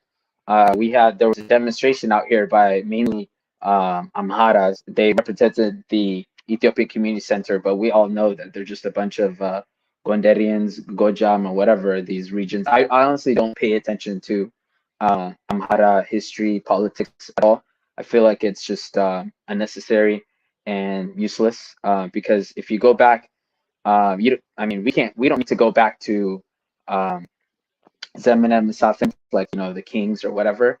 If you want to just start with Menelik the second, he he made an agreement with Italy to sell off half of Eritrea to make Ethiopia a landlocked country, a country that has no sea, no port access, because he also sold Djibouti to France for like 100-year contract. So what's been consistent with Amharos is that they're willing to destabilize Ethiopia and to inflict pain on Ethiopia just to remain in power and just to keep the power centralized within their ethnic group and build Ethiopia with from their image instead of actually propelling Ethiopia and advancing Ethiopia forward. So an example would be the dam. Instead of supporting the dam, they were totally against it, and they don't understand that the dam is actually it being in southern Ethiopia, where where South Sudan is bordering that region, Benishangul Gumuz. It's actually more beneficial to Amhara than it is to Garu because it's further away than to Tigray. But fast forward today, all of a sudden they're for the dam, and they're like, oh no, Ethiopia has every right to fill the dam, and they're like all for it. So this is that back and forth wishy-washy stance that these Amharas take is just I figured it out since the very beginning, since Menelik the second and selling Eritrea. So going back to the question regarding Sudan. So Sudan is at war with Ethiopia. Sudan, allegedly has the backup of Egypt as well too. But Ethiopia is still concerned about Tigray and still has a majority of its resources focused on Tigray. So it's just it just doesn't make any sense because um, when there's a foreign invasion, all the attention should be towards the sovereignty of Ethiopia and not internal matters. When you have a foreign enemy at your border, that's when you should be fully alert, mobilize everybody within the country, and have a unified attack against this foreign invader. But they're still focused on Tigray, so that's Amhara's problem, and that's the problem with Ethiopia, that they keep they're just too concerned with power, which is very the characteristic of dictators, but also just this backward thinking. It's you're losing land, um, you're losing your leverage on the dam because this internal problems here. Our enemy sees this as an opportunity. Sudan didn't attack the last 20 years and try to get their land. Eritrea, Isaias was dormant. He was idle for the last 20 years. He didn't try to attack. Egypt watched as Meles built the dam, and he said, "I'm going to build the dam." And so why all of a sudden has Sudan gained this confidence to invade, and Egypt threatening to blow up the dam? I mean, Trump said it outwardly, "Hey, you should blow up the dam." Um, and so you have these three nations that are invading and attacking Ethiopia, but Ethiopians are so close-minded. They're only concerned about subjugating Tegarus, and the killing of these TPLF retired officials was only a trick to get these Amharo elites, or whatever you want to call them, and the rest of Ethiopia on board with the operation of genocide on Tigray. But it didn't fool Tegaris because these guys are not on the battlefront. They're not our TPLF leaders. They're not our generals. They don't have stake in the war at all. They're not Debretsion. They're not the other 10 main members that are leading our people. They're not any of the elected TPLF officials. So killing them only makes us mad. That only infuriates us and makes it worse. But what let me give you an example of how stupid Ethiopians are. So someone outside of Ethiopia, like somewhere here on Instagram, I'm sure they're from America. I think it was from Atlanta. Posts the arrest of Aboy Sabhat. Aboy Sabhat. They're like, oh, finally this guy's down. Abiy is making serious progress, and he's trying to paint this picture that this operation is working too, and is trying to trick the international world that, hey, this we're capturing TPLF people. But first and foremost, these are not TPLF officials. These guys are retired. If they wanted to, they could have arrested and killed these officials 2 years ago if they wanted to. I mean, these guys were there in point blank range. And then, sorry, I lost my train of thought. But the world is obviously it's too late for Abiy Ahmed and Isaias because they've caught up. They've caught up to the genocide. They've caught up to the games that Abiy Ahmed is playing. And a month ago they were trying to make up that UN agreement to allow access, but obviously he's disallowing access, effectively weaponizing hunger, and it's just that's where we're at right now. It's just this. You have Sudan. Sorry, I'm just gonna cap it off by saying you have Sudan. So let's give Senai a chance real quick because we are getting pretty late here. Senai, you be patient there. So I'm gonna, if you have a thought that you want to jump in about the Sudan crisis we're talking about, instead of repeating ourselves, and then if we have a question or two that we can throw out, we can kind of wrap it up here. No, I'll actually I'll just say that obviously we're talking about Tigray genocide. That's what we've been pushing. I mean, whether it's a tweet campaign or whether we're just kind of posting about it, it is what it is, right? The Tigray genocide, right? And the Amhara people are kind of trying to compete, or there's a sense that how about our genocide? How about the Amhara genocide, right? And I'm not here to argue that they're not being killed in certain parts of Ethiopia. I mean, we have proof that they are, right? But I don't understand how in the same breath where you're trying to say, well, what about us, right? At the same time, the Fano, the whole reason the Fano was created, one of the reasons they were created was because Amharas felt like they were being persecuted, not in Tigray, not these, not in Amhara region, right? Far away from Tigray, right? The Gumuz region, in Oromia and other places in southern parts of Ethiopia, southern and western parts of Ethiopia. So they're being persecuted in these places, right? And they want to bring attention to their plight. But in the same breath, that they have this militia that's been created to kind of save them. This militia is now in Tigray, committing war crimes against Tegaru people, right? And the Amharas, along with the rest of with other Ethiopians, are supporting that, right? And in the same breath saying, well, how about our genocide, right? So why is your militia? I mean, our force, they're doing what they're supposed to. They're not aligning behind TPLF or behind any government. They're protecting our region, which is what they're supposed to do, right? I mean, that's why they enlisted. I mean, that's their mission, is to protect Tegaru people, protect the Tegaru region. So why is your militia in Tigray when their whole mission is, their whole reason for their existence was to protect Amharas from being persecuted, innocent civilians from being persecuted, right? So, I've had this conversation with people online and in person. You're so gung ho about, and yeah, go Fano and whatever, do what you're doing in Tigray, and then you're saying, well, hold on, someone save us. Well, I mean, if it's an issue for you, why don't you go ahead and call them back? You know what I mean, or make it, I mean, instead of supporting genocide in Tigray, why don't you focus your efforts on saving yourself, saving your innocent civilians, as opposed to killing our innocent civilians, right?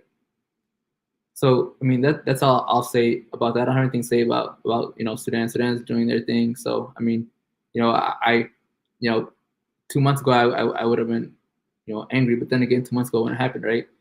So I won't even say anything about that. Well, and thank you. So I want to make sure that Zoro doesn't feel we just left him out completely. I could have him put a thought for us that we can summarize. I will say this: anyone out there, particularly those of you from the Amhara, I am reading your comments and I am reading your questions. If you know reasonable Amhara that wants to come to this show, contact me. If you want to have a discussion, a dialogue, you want to talk about what's happening, you know what? I reach out to Captain Eritrea and we talk to each other like we know each other forever. So I have no issue talking to people as long as you want to come forward and speak the truth and stand for justice, for humanity with decency.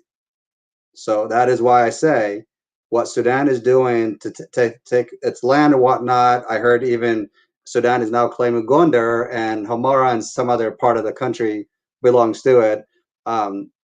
I personally don't believe there is such a country called Ethiopia anymore. So I don't know, when we say Ethiopia, what part of the country is Ethiopia today and what part of the country that we call Ethiopia is going to be tomorrow. Dawit, I'm sure Captain Eritrea, you might have a thought on that. But before I threw my unbiased idea, who would actually eventually claim the name Ethiopia, it might be obvious, but Ethiopia is like a sandwich now, but eventually it's going to be like slices like pizza. Go ahead, Dawit. Jump in there and help us out. Can you, staticky, can you repeat that? You said Ethiopia sandwich between the... So Ethiopia has been like a sandwich, been intact all these years. Now we have crisis that's happening. I don't believe there's a country called Ethiopia anymore. So the question is, it's like, for me personally, I see the country that we used to call Ethiopia like a pizza. So who's going to claim the name Ethiopia? So in this case, this is very, very difficult. The actions taken by Abiy Ahmed against the innocent, had it been the actions against TPLF only, there might have been a chance to rebuild. If that would have just been war, conventional war, right? But since the campaign is against the people, this is irreparable. You can't repair this. There's no way, if I was Tigray, that I'd want Abiy Ahmed to lead. After this point, it's impossible. And I'm not, believe me, I don't want to divide you or spew hate. I want peace, right? But the problem is, realistically talking about this, it is impossible for anyone that's Tigray to ever support Abiy Ahmed. But that's the whole point of this. So if they break your will and divide and conquer you, when they go to do election, he's going to win by a high percentage, because there is no Tegaru that's going to care about no election. They're going to feel they're not part Ethiopian anyway, so why would they care about voting, right? That's the whole point of all this. So I can't see, unless you make Tigray its own nation, its own country, and able to take care of itself with its own government, it is impossible. Or you do it by force. You tell the Tegarus, you're going to do this, you're going to vote, and you leave Ethiopian Federation soldiers there to control the people. It's the only way you can do it. That's not going to work, because it's too hard to break the Tigray people's will. It's impossible. So not only are you going to get uprisings, terrorist activity, what they're going to deem terrorist, it's not terrorist activity. The people are trying to liberate themselves. So then the youth is going to stand up. This is going to continue to go on and go on and go on. And then the TPLF is going to come from the mountain. So this ain't going to end. All you're going to see is more destruction, more death, and all because he destabilized the Horn. They both did. Isaias and dictator Isaias and Abiy destabilized the Horn. I can't see Ethiopia. What potentially could happen is each nation, Oromia, each nation might, and Tegarus might decide to break off from Ethiopia, and that would be the most logical thing. Why would any Tigray ever want to be with Ethiopia? Why would I ever want to be? If I was Ethiopia, you think I'd want to be with a nation that went and committed atrocities and genocide against my people? I wouldn't. That's not logical. Unless you're brainwashed or you're just not capable of thinking, no one's ever going to want that. So no, this is not going to be fixed. This is not an easy, this is huge. This is astronomical. This can't be fixed. In order for this to be fixed, you know how much healing and forgiveness? I can't see it. I just can't see it. Unless you eradicate the entire Tegaru nation, this will never end. It can't end. And 500,000 troop plus drones and fighter jets couldn't do it. I want to ask Zaru a quick question, and maybe he can summarize for us. So Zaru, يغني لنا هواي بتعمي عقليات كايو تمرستات نحطه بتعمي نوع إنه هون سلزمك أرأيهم سيمو كالي جزيا ما جايش كلكم خنقدمكم تملص من تاخيتن صرصر لي كابز حسابات سمعوا زلها نولو زلنا نايو علخا أحسر بالكا ياو انت الكا تقمت نعمنت قدم زي ناوزي متاونا حد نجر زحزنا كان زحرق كان نجرات نوقينا نيرنا إنا دعوا مسير تراسي كما جرنا إنا سلام كوينا خنبر نخلكم زيجرم هزونا الناس أيون حردو الكاوي حنركمو زيكا داويت حاونا نسبكا بوغن زي كون الزارب ولا كاو إيرترازر تخوني نمنتاي هزو الساق بهال حاورا سلازخوني أم حارم كم دليت زلهم تزموس أنا ناوزيو متقبلنا يمنيرنا ناسي حدا نداويت تحط حطو زرب شكا نجر زعما ناي إرترا وتادر ناي إرترا وتادر توكيل زي كونس ناي أمبجنن إساياس لزخوني تزي إرتراجن زي يدقهم خانو أنا موجع كات تمادن إستي على نرنا أنا مسخان زروانا حيزجن أو كده محوات زنس هزار له زي كونس زجولس هزار له مالتيو الناس عوانسو حسابات حسر بالكا خالي يبنى الوقت حاطط كوانتلي حساب تقرون تليو تمدرنا هنو كذا حوالي ሕራይ እሞ ኣጋጣሚ ያው ካብ ስምዒት ተላዒለ እውን ክኸውን ይኽእል ይፈልጥ እየ ብዙሓት ኤርትራውያን ፈተውቲ ተጋሩ ከም ዘለው ንተጋሩ ብጣዕሚ መኽበርቲ ከም ዘሎ ይፈልጥ እየ ግን እቲ ናይ ኤርትራ ሚሊተሪ ብዓይነይ ስለ ዝረኣኽዎ እቲ ኣብ ህዝብና ዝገብሮ ግፍዕታት እና ጭካኔ ካብኡ ብዝተላዓለ እዩ ከምኡ ክብል ክኢለ ማለት እዩና ፅቡቅ እዩ ካፒቴን ዘኤርትራን ከመስግነካ ይደሊ ኣስ እቲ ሓቂ ተጋፊጥካ እቲ ሓቂ እንትን ስለዝበልካ እና በዚ ኣጋጣሚ ኣፕሪሺየት ይገብረካ ይደሊ እና ኩሉ በሪህ ኢለ እዩ ዝጠየቆ ጥያቄ እውን የብለይ ኣብዚ ወዲእ ኣለኹ ይመስለኒ ይቀኒየለ ثانك يو ብጣዕሚ ፅቡቅ ትምህርቲ ተጨለኢካ መሊስካ ዝሓወየ ቀኒየለይ ካሊእ ግዜም ያው ክትሕወሰና ከውጋዕካ እየ Captain Eritrea, like, so I'm going to circle back to you, Dawit, because Zoro and I, we've been chatting, for a few days now. There's a lot that, we discussed that I'm not going to, bring it up to an open field here to protect him and protect, his family throughout the region. But he was very upset. He was emotionally angry. What he saw, there's more to the story than what he shared with us. And when he saw what was happening, the atrocity on the hands of Eritrean troops, I don't want to put you on the spot that you don't speak for the Eritrean mercenaries or the Afwerk is mercenaries. Obviously, we know that, but I'm encouraged. Not just only you coming to the show and talking to us, but many Eritreans actually feel embarrassed. Not only the killings of Tegaru, but the theft. That's how embarrassing it has been for decent Eritreans abroad and at home. And I personally know people of Eritrean origin, including within my community, who actually are donating money, helping out already to Tigray, and they are determined to actually rebuild Tigray. So our pain, they understand as their pain. But if you could put your perspective into, for someone like Zero, like just as, up until today, he was telling me emotionally, like he wasn't talking about hate towards Eritrea, but he was just saying, I don't know how we're going to be able to overcome based on what I saw and how Tegaru feel the atrocity that's committed against them. So, but based on our discussion tonight, I know we've been at it for a little over 2 hours, but based on this discussion, you heard him what he said. He feels like better hearing from you directly. So if we can heal just this quickly, just by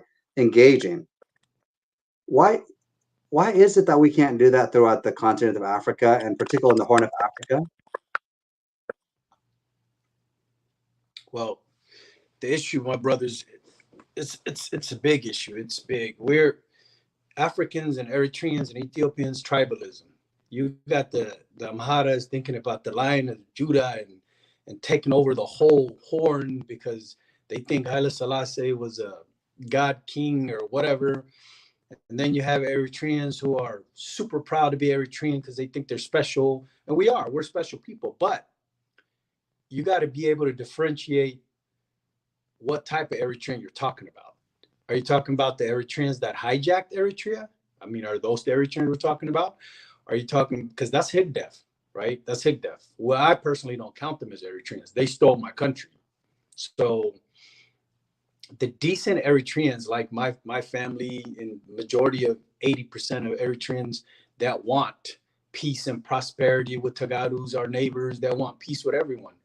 Those Eritreans are good Eritreans. Now, the Eritreans that hijacked Eritrea with the likes of DIA, Isaias Forki, and all his Higdef Kurkurat, those are the ones committing the atrocities. That's the issue Eritrea has. They don't speak for us. And that's why I'm going to continue my campaign in protecting the peace and unity of the Eritrean and Tegaru people. We're not enemies. We're never enemies. the leaders, self-proclaimed leaders, have caused division between us by facilitating horrific crimes against humanity. And the way they've done that, the Ethiopian Federation forces attacked Tegarus, and they opened it up and allowed the Hegdev people, or the Isaias Forky, or whatever his organization is, to attack the Tegarus. And that's a frame. That's a frame. That all they're doing is framing. And the way they're framing that is they're creating a division and ensuring that no matter what happens in the future, Eritreans and Tegarus can never, ever facilitate unity and peace together collectively. And how do you do that? You attack them with Ethiopian forces, take away everything they got, break them, and then bring in Eritrean thieves and killers and Hugdef nonsense to pillage and steal. All they're doing by doing that is they're stamping that seal. They're ensuring no matter what happens, those two Tigrinya nations can never unite again. Because if both Tigrinya speaking nations united, that's a huge threat to Abiy Ahmed and the unionist, the ones who want to see Eritrea under Ethiopia. We can be two separate countries and unite. My goal, first and foremost, I want to thank you, Zeru. To me, you're a jigna, you're a hero, you survived, you seen. Zeru na'ai jigna abzi abtik asinerka kamgala gerka amlak adhinika matsiha tizarab Allah haq nagar tum زي عمنوت نجرم الله كمان خونتو to نجر انت خونت نجرنا الله. And the fact that أبو نركا survive كأتولخا متيخاك نجرنا جignaيخا. So أنا خا يمسكناكا كلها أنا نمسكناكا not na hero إخا. But I will give my closing statement here if he comes back to me. I got one sentence to give, but that's it, Mike. Thank you, buddy. Appreciate it. I know that we've been at it for a while. You guys are going to kill me, but I want to give everybody an opportunity to do a closing statement. And I want to invite you guys again to the show at some point that we can actually meet at an earlier time than late at night, so that I don't have to keep you guys late night. But it's Saturday night, so I hope that you guys can sleep in the morning. So I think whoever wants to jump in, feel free. We'll circle around with everybody.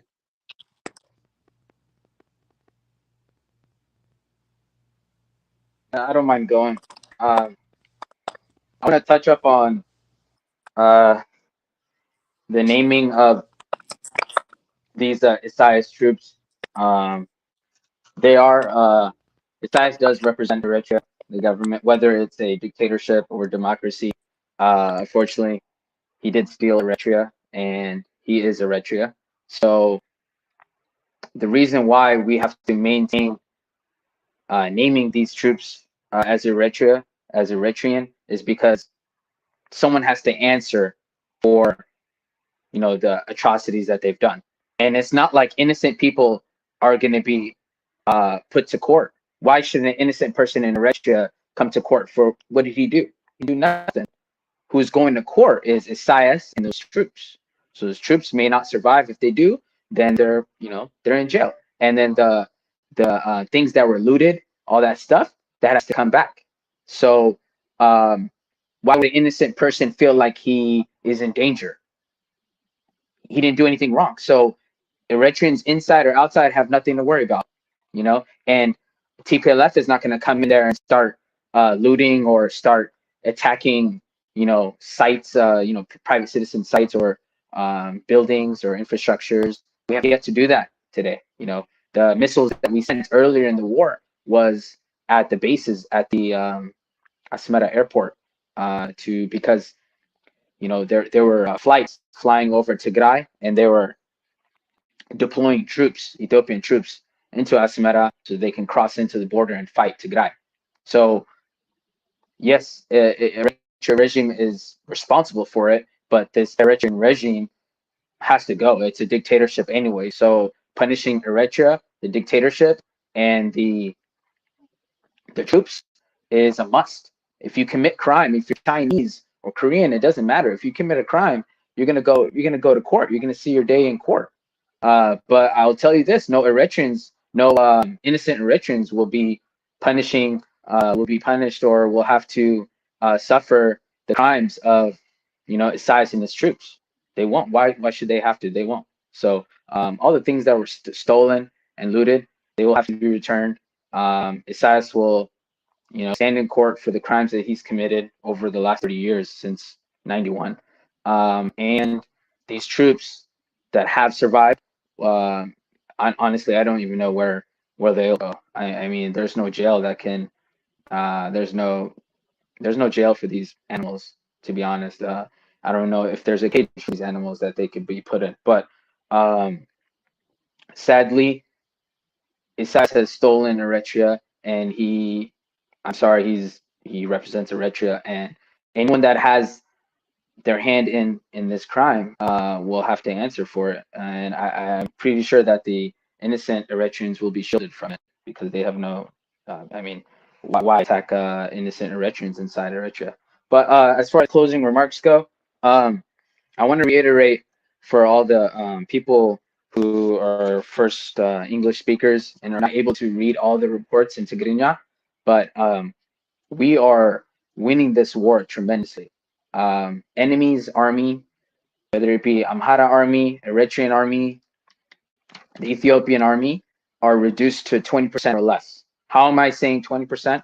This is just based on me covering the war since the very beginning, reading all the reports in Tigrinya, reading everything that could possibly be read.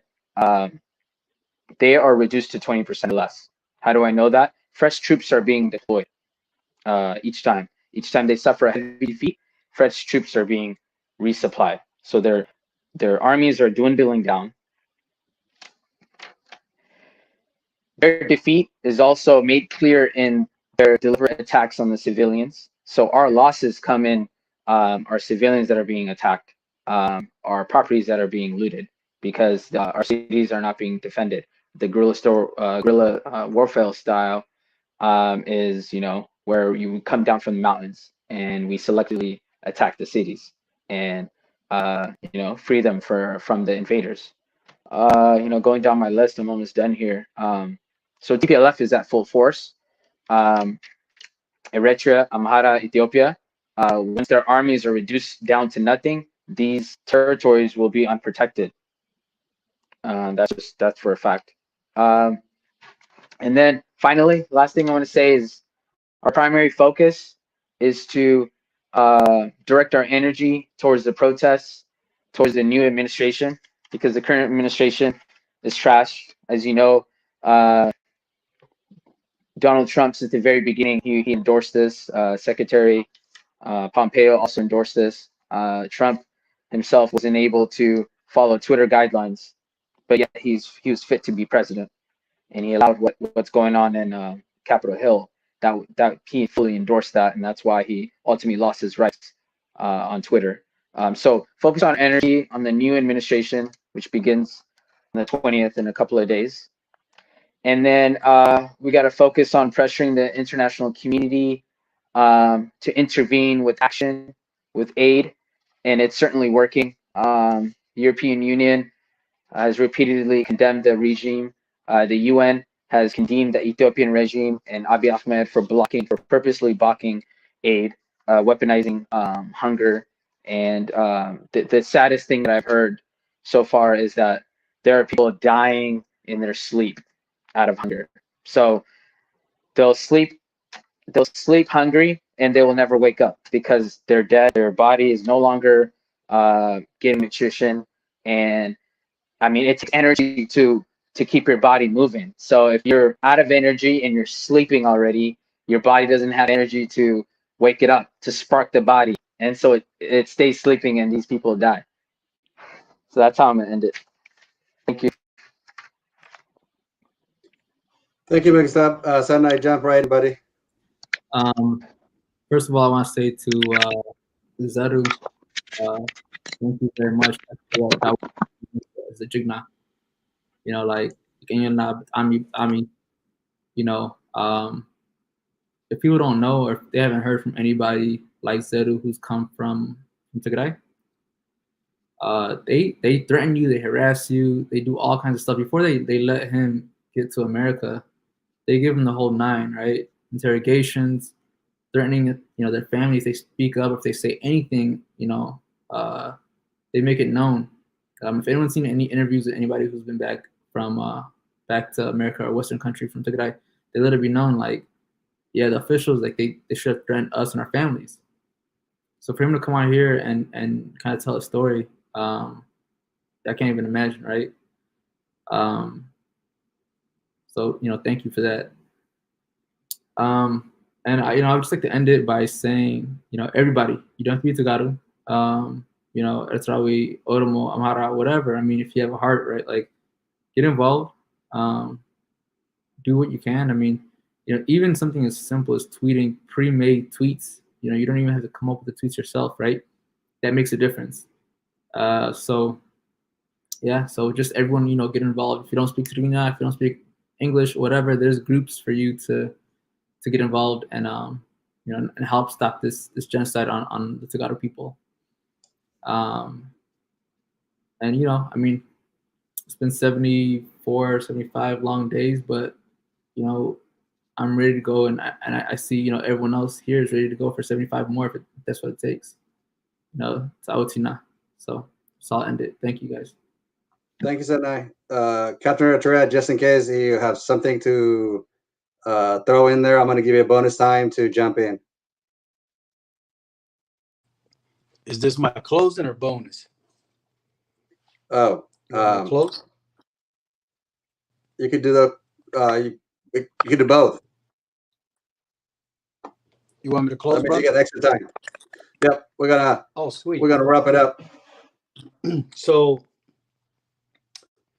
if you come back to me, I'll close. But let me capitalize on what Sanai was saying to my Tegaru people. Listen, I know a majority of them, the problems that majority of them have is they feel helpless. Yes, we are helpless. But understand this, like he said, if you tweet, if you email, if you put it on Facebook, the world is watching. Right? So that is how you play your part. So what do you do? Like me, I host my Captain Eritrea page. If you go to Captain Eritrea, and then I also have a news feed to empower everyone, Eritreans and Tegarus. If you go to my page, Captain Eritrea, you will see us holding people accountable, right? So what you do is you go in there and you interact with your community. You do your part. If you do your part, together we can combine and let the world know. But people think we're not doing nothing. We can't go there and fight. You don't have to go there and fight. You can fight from here. You can hold people accountable from here. You can engage congressional members. You can engage senators. You can flood their emails. In fact, let me tell you how powerful we are united. There was one man, he said, oh, Eritrea, or he told a Tigray lady, oh, you probably like Eritrean men, having sex with you or whatever. He said something obscene. Someone sent the email to me. We posted it on my page. I page nothing. Within 1 hour, we had some experts in there. His book was removed. His Lyft job was removed. His Uber job was removed. I mean, they held this dude. He has nothing. But you know what? That doesn't make me happy because, we have to destroy some dude for being ridiculous, although he deserved it. But that's how you hold people accountable. There is power in unity. When the majority speaks, you can create and cause change. And I'll come back to the closing after this. I got a speech for the people. Thank you.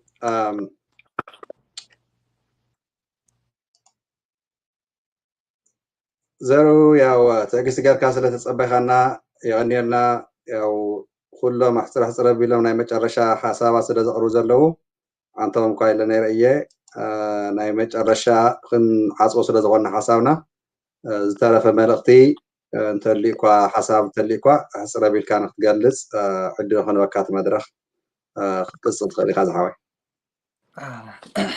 ኦኬ እሺ ሓራይሞ መጨረሻ ካልፎ ልደሊ መልእኽቲ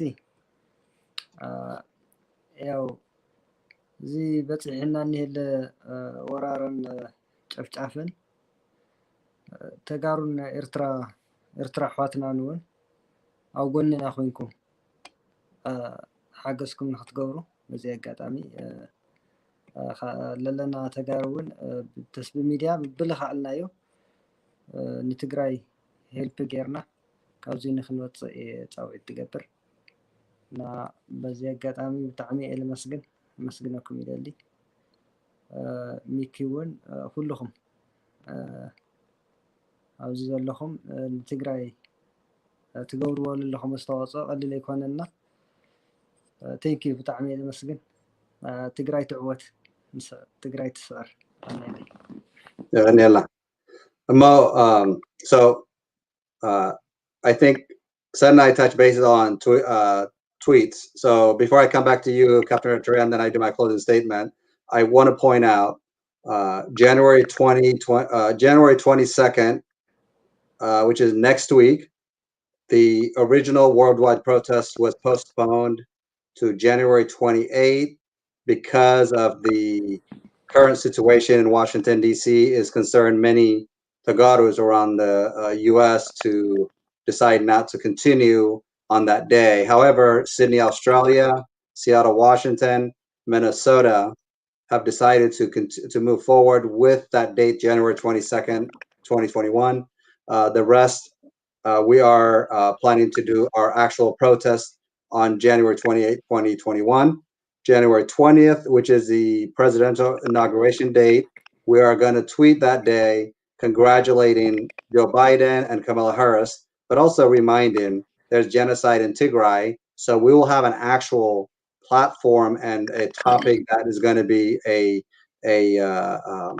unifying for all of us to do so. At the same time, I want to remind all of you guys, our listeners and everyone else, today, January 16, for those of you it's already the 17th, the Twitter campaign that we started goes from January 16 through January 23rd. So we are continuously pushing, and I appreciate, I saw someone commenting saying they tweeted like 100 today. So the goal is between 100 to 200 tweets a day.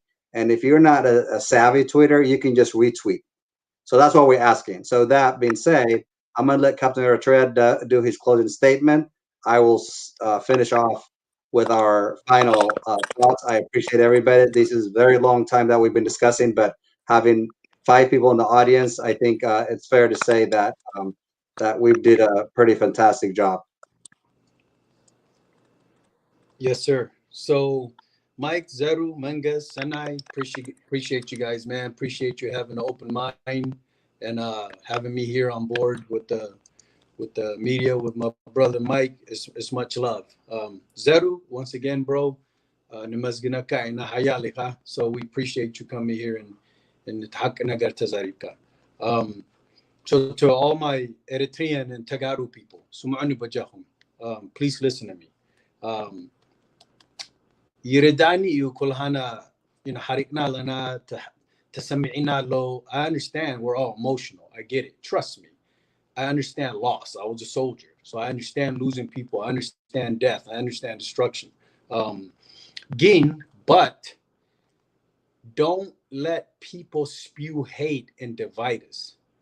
وشتنا آتيوم كفتحونا زعرو زلو بعل هدفاوز بهلو بعزيهم زمرتو سايد كومنتات. Don't اسمعوه. So حمامي. This is poison. They're trying to poison us. So with that being said, we all know it's wrong to kill innocent people. Everyone, animals know it's wrong to kill little babies and all. Animals know this. But what's worse than animals? Humans. Animals only kill for necessity to survive. Humans kill for fun. Humans kill because they're evil nature. So with that being said, the number one threat to our existence as Tigrinya speakers is division. Because them dictators. I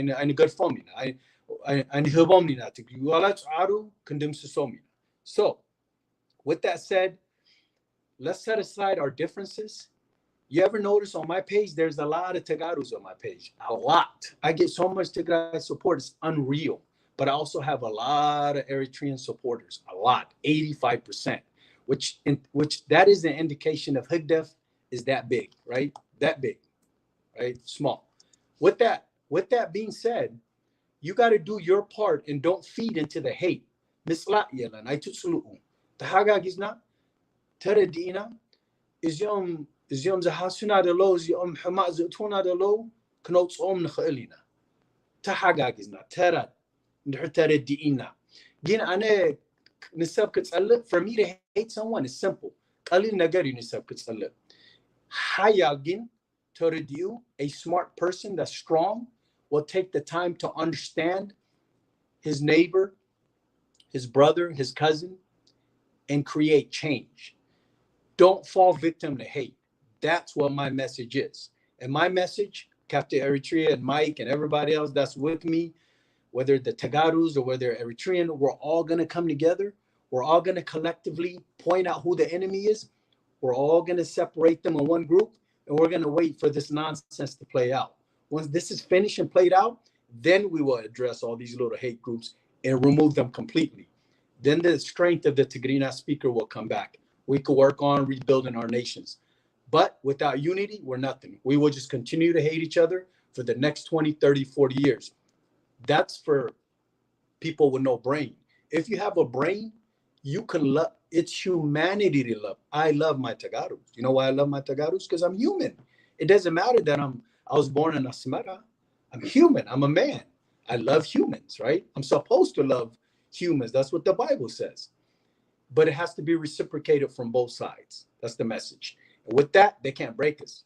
They could burn every village we have, but they can't break us. With that said, I love you, Captain Eritrea. I love my Tegarus. I love my Eritreans. One team, one nation, one people. Thank you, Mike. Appreciate it, brother. So for those of you who follow him, you already know who Dawit is, Captain Eritrea, obviously. So let me say this. Serving 24 years in the U.S. Armed Forces means that the freedom that we enjoy here in this country, as an American person like myself, I apologize. I never say thank you. So I appreciate you for sacrificing 24 years of your life to allow me to speak freely without having to worry that who might shoot me or kill me tomorrow. So if any of you young Eritreans and Tegarus want to take a little piece of note and understand about humanity, civility, and respect, Dawit is your man. And I'm not saying this because he's in front of me. I'm saying it because 24 years of serving a nation that we all enjoy should tell you something. And the other part of it is that the fact that he comes out knowing certain group would dislike his absolute honesty speaking out, which is when human right violation occurs, he's not saying it to make me feel good. He's saying it because it's the right thing to do. So when women are raped, when he talk about the story, that man posted on Twitter saying that what he said, it was heartbreaking. In fact, somebody actually sent me that link immediately, and I was just shocked. But like you say, when you posted it and someone did a little bit digging into it and how quickly the share right companies got rid of or blocked him from those areas, it shows you that our movement, our voice does matter. So for those of you who are feeling helpless, help us out. Have a conversation. To my all Horn of Africa brothers and sisters, wake up. Wake up. People are dying. We lost connection with our brother here, but he was talking about little babies and people going to sleep hungry and not waking up the next day because they've been starving for days and days. For 64 days, Abiy Ahmed and Isaias Afwerki have put a chokehold on civilians in Tigray. Civilians, folks. So what are the mothers and fathers of Eritreans and the rest of Ethiopia were to say when they find out many of their daughters and sons are either back in body bags, or their bodies actually did not receive proper barriers because after they died, their bodies were eaten by wild animals like hyenas. And yet, you know, it's heartbreaking to hear on the outskirts of Adwa and Aksum and roads leading to Rama, literally so many bodies of soldiers lying all over, and the areas smelling so badly. These are not artificially crafted statements that I'm making. These are not stories that people can just make them up. We have our brother here that Dawit has told him he's our hero, that he survived the atrocity of people who's supposed to protect civilians because they have the weapon to fight fighters in the fighting field. Instead, when they lose, they turn around, attack children, rape young girls and women, and attack churches and mosques. And that is what has galvanized Tegarus around the world and at home.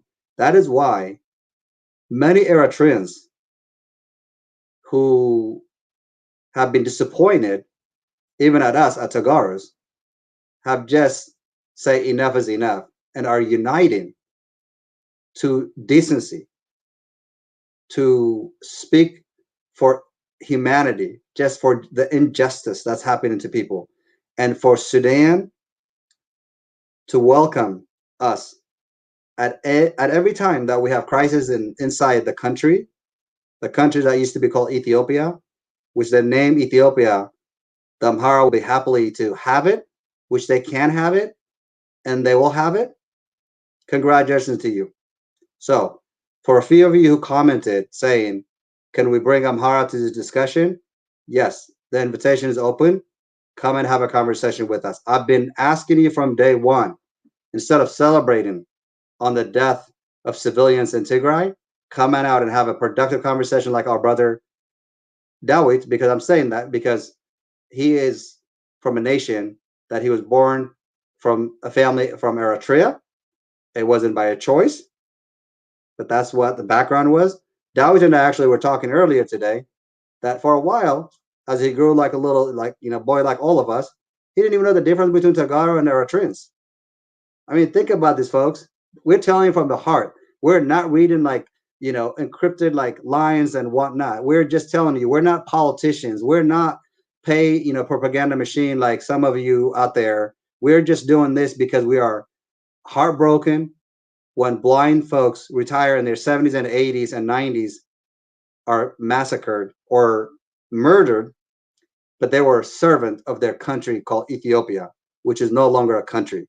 You forced me to wear this flag here every single day, to wear this and the flags that you see behind me. It was your choice to kick me around, and I refuse to remain silent. So for Dawit, when I say I appreciate you, I have this country. I'm not a soldier. I did not fight a war. But when Dawit and many Americans go fight for freedom, they serve with honor and dignity. They don't go and allow anyone abuse their power when they're serving their country. But when it comes fighting the enemy, they go fight. Either they take out the enemy or they might be taken out. That is a fair in all, whether it be in military, in sports. I'm an athlete. I play sport all my life. I didn't take opiums and all other any kind of drugs to enhance my ability to win. I trained properly, but I didn't treat my competitors as my enemies. I treated them as my competitors. And if I won, I turn around and congratulate them. If I lost, they turn around and congratulate me. That's what a real human being will do. Abiy Ahmed, Isaias Afwerki, the puppets who follow them are not Eritreans and are not decent Ethiopians. With that, for Tegaru, Nathana, our Adam Zallahum, our Ethiopia to Sa'ay Zallahum, our Tigray to Wago Zallahum. ደጋጊ መዚኣ ኣብ ኩላ ግዜ ዝነግረኩም ኣየና ኣየኹም ዓወት ናትና ምዃኑ ኣይንጥይቕን ኢና ሓደ ሓላፊ ተተሰዊእና ካሊእ ሓላፊ ኢና ንትክእ ንሕና ተጋሩ ሓደ ተጋዳላይ ተተሰዊእና ካሊእ ተጋዳላይ ኢና ንትክእ ንሕና 500,000 ወታደር ናብ ትግራይ መፅኡ ኣብ 3-4 መዓልቲ ተፈኪሩ ከውድቕ እየ ከሽንፍ እየ ትግራይ ን64 ሓለፍቲ እየ ደልየ ኢሉ ህዝብና ዘሳቀዮ ዘሎ ኣብይ ኣሕመድ ፅባሕ ንጎ ናቱ መሲ ከረኽባ እዩ እቶም ንሃቱ ሓሽከርቲ እቶም ኮራኹር ንሃቱ ንስኻነ ናይ ኢሳያስ ኩርኩር መሽረፈት ኢልና ሽሙ ሓድሽ ሽም ዝሃብናዮም እዚኣ ትወድዘት ጅንታ ክብል እንተሎ ጅንታ ማለት ድማ ንሱ እዩ ናይ ኤርትራ መንግስቲ ተባሂሉ መንግስቲ ዘይኮነ ጅንታ ዝኾነ ባዕሉ ኢሳያስ እዩ ህዝቡ ዝጎድእ ሃገሩ ዝሓደ ኢሳያስ ኣፈወርቂ ናይ ኤርትራ ሃገር ናይ ኤርትራ ህዝቢ ግፍዒ 30 ዓመት ሕማቅ ዝገበረ እዩ ኣብይ ኣሕመድ ከ ኢሳያስ ኣፈወርቂ ከምቲ ሓውና ካብቲ ኤርትራ ዝበሎ ኣረጊት ሰብኣይ ስለ ዝኾነ ፅባሕ ንጎ ስለ ዝመውት ኣነ ከዓ ንኤርትራ ሕዲገ ኩላ በቃ ኣብ ኢስት ኣፍሪካ ዝኒሃ ንሶማልያ መዳኺመ ንጉስ ኮይነ ዋላ ንጅቡቲ ደፊኤ እዚአን ነጊሰ ክነብር እየ ኣነ ወዲ 44 ስለ ዝኾንኩ ዕድመይ እስካብ 95 ከም ዚምባብዌ ዝነበሮ ዲክቴተር መጋቢ ኮይነ ከብል እየ ዝገመቶ ግን ናይ ቆልዓ ስራሕ ዝሰርሖ ተመሊሱ የዋርድ ኣሎ መሸንሽንቲ እንኳን ቦታ ኣይረክብን ዘሎ እናተሓበ እዩ ኣብ 2-3 ሆቴል ይነብር ነይሩ ኣዲስ ኣበባ ሎሚ ኸ ተሓቢኡ ብዝወፀላን ብዝኣተወላን ኣይርእን ዘሎ ትመከራ መፅእዎ ኣሎ እዩ ፅባሕ ንጎ ከምዘይነበረላ ሃገር ግን ተረዲእዎ እዩ ክብረት ይሃበና ኣሕዋትና I appreciate you fellas. I know this has been a long discussion. Love you all and thank you. Good night. I'm going to play that Abraham song like I almost forgot, but we're going to make that our closing statement because it's a wonderful one.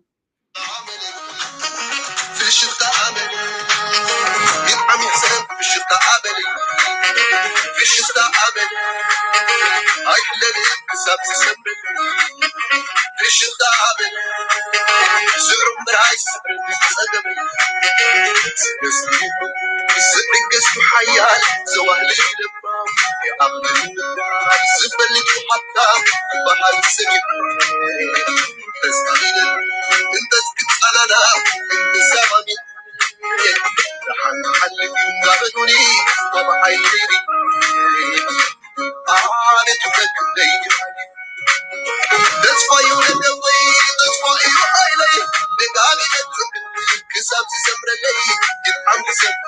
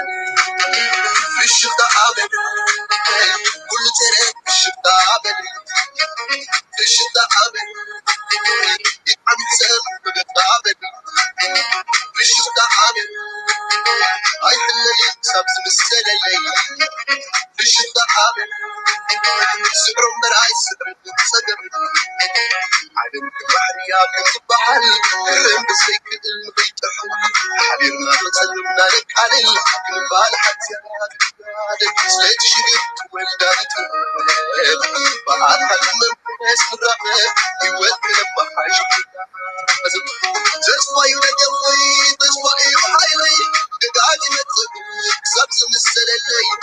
I'm in في الشدة عملي كل تراب في الشدة عملي في الشدة عملي يتعب سد في الشدة عملي في الشدة عملي عيد الليل كسب سمر الليل في الشدة عملي سمر من عايز سمر صدق كسب ولا الليل كسب سمر الليل وكانوا سبحان كل يوم أمتى I think it's right. كسب ولا الليل كسب سمر الليل I think I'm حايد تسوي وتمتى I think it's right.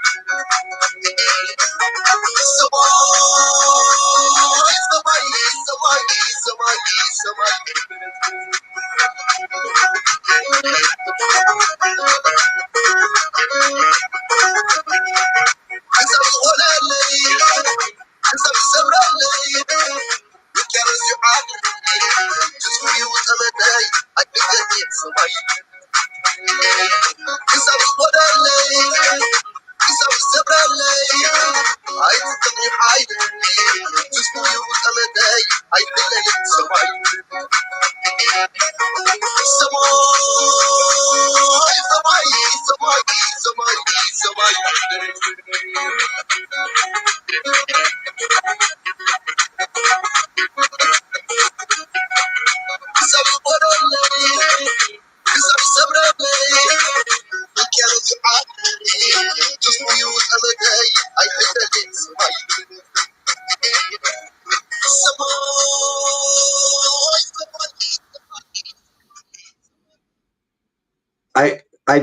I couldn't help to not finish that song. Sorry. I know it's like I extended it, but people loved it. And the fact that music can unite us is amazing. With that, thank you guys. Thank you guys. Good night.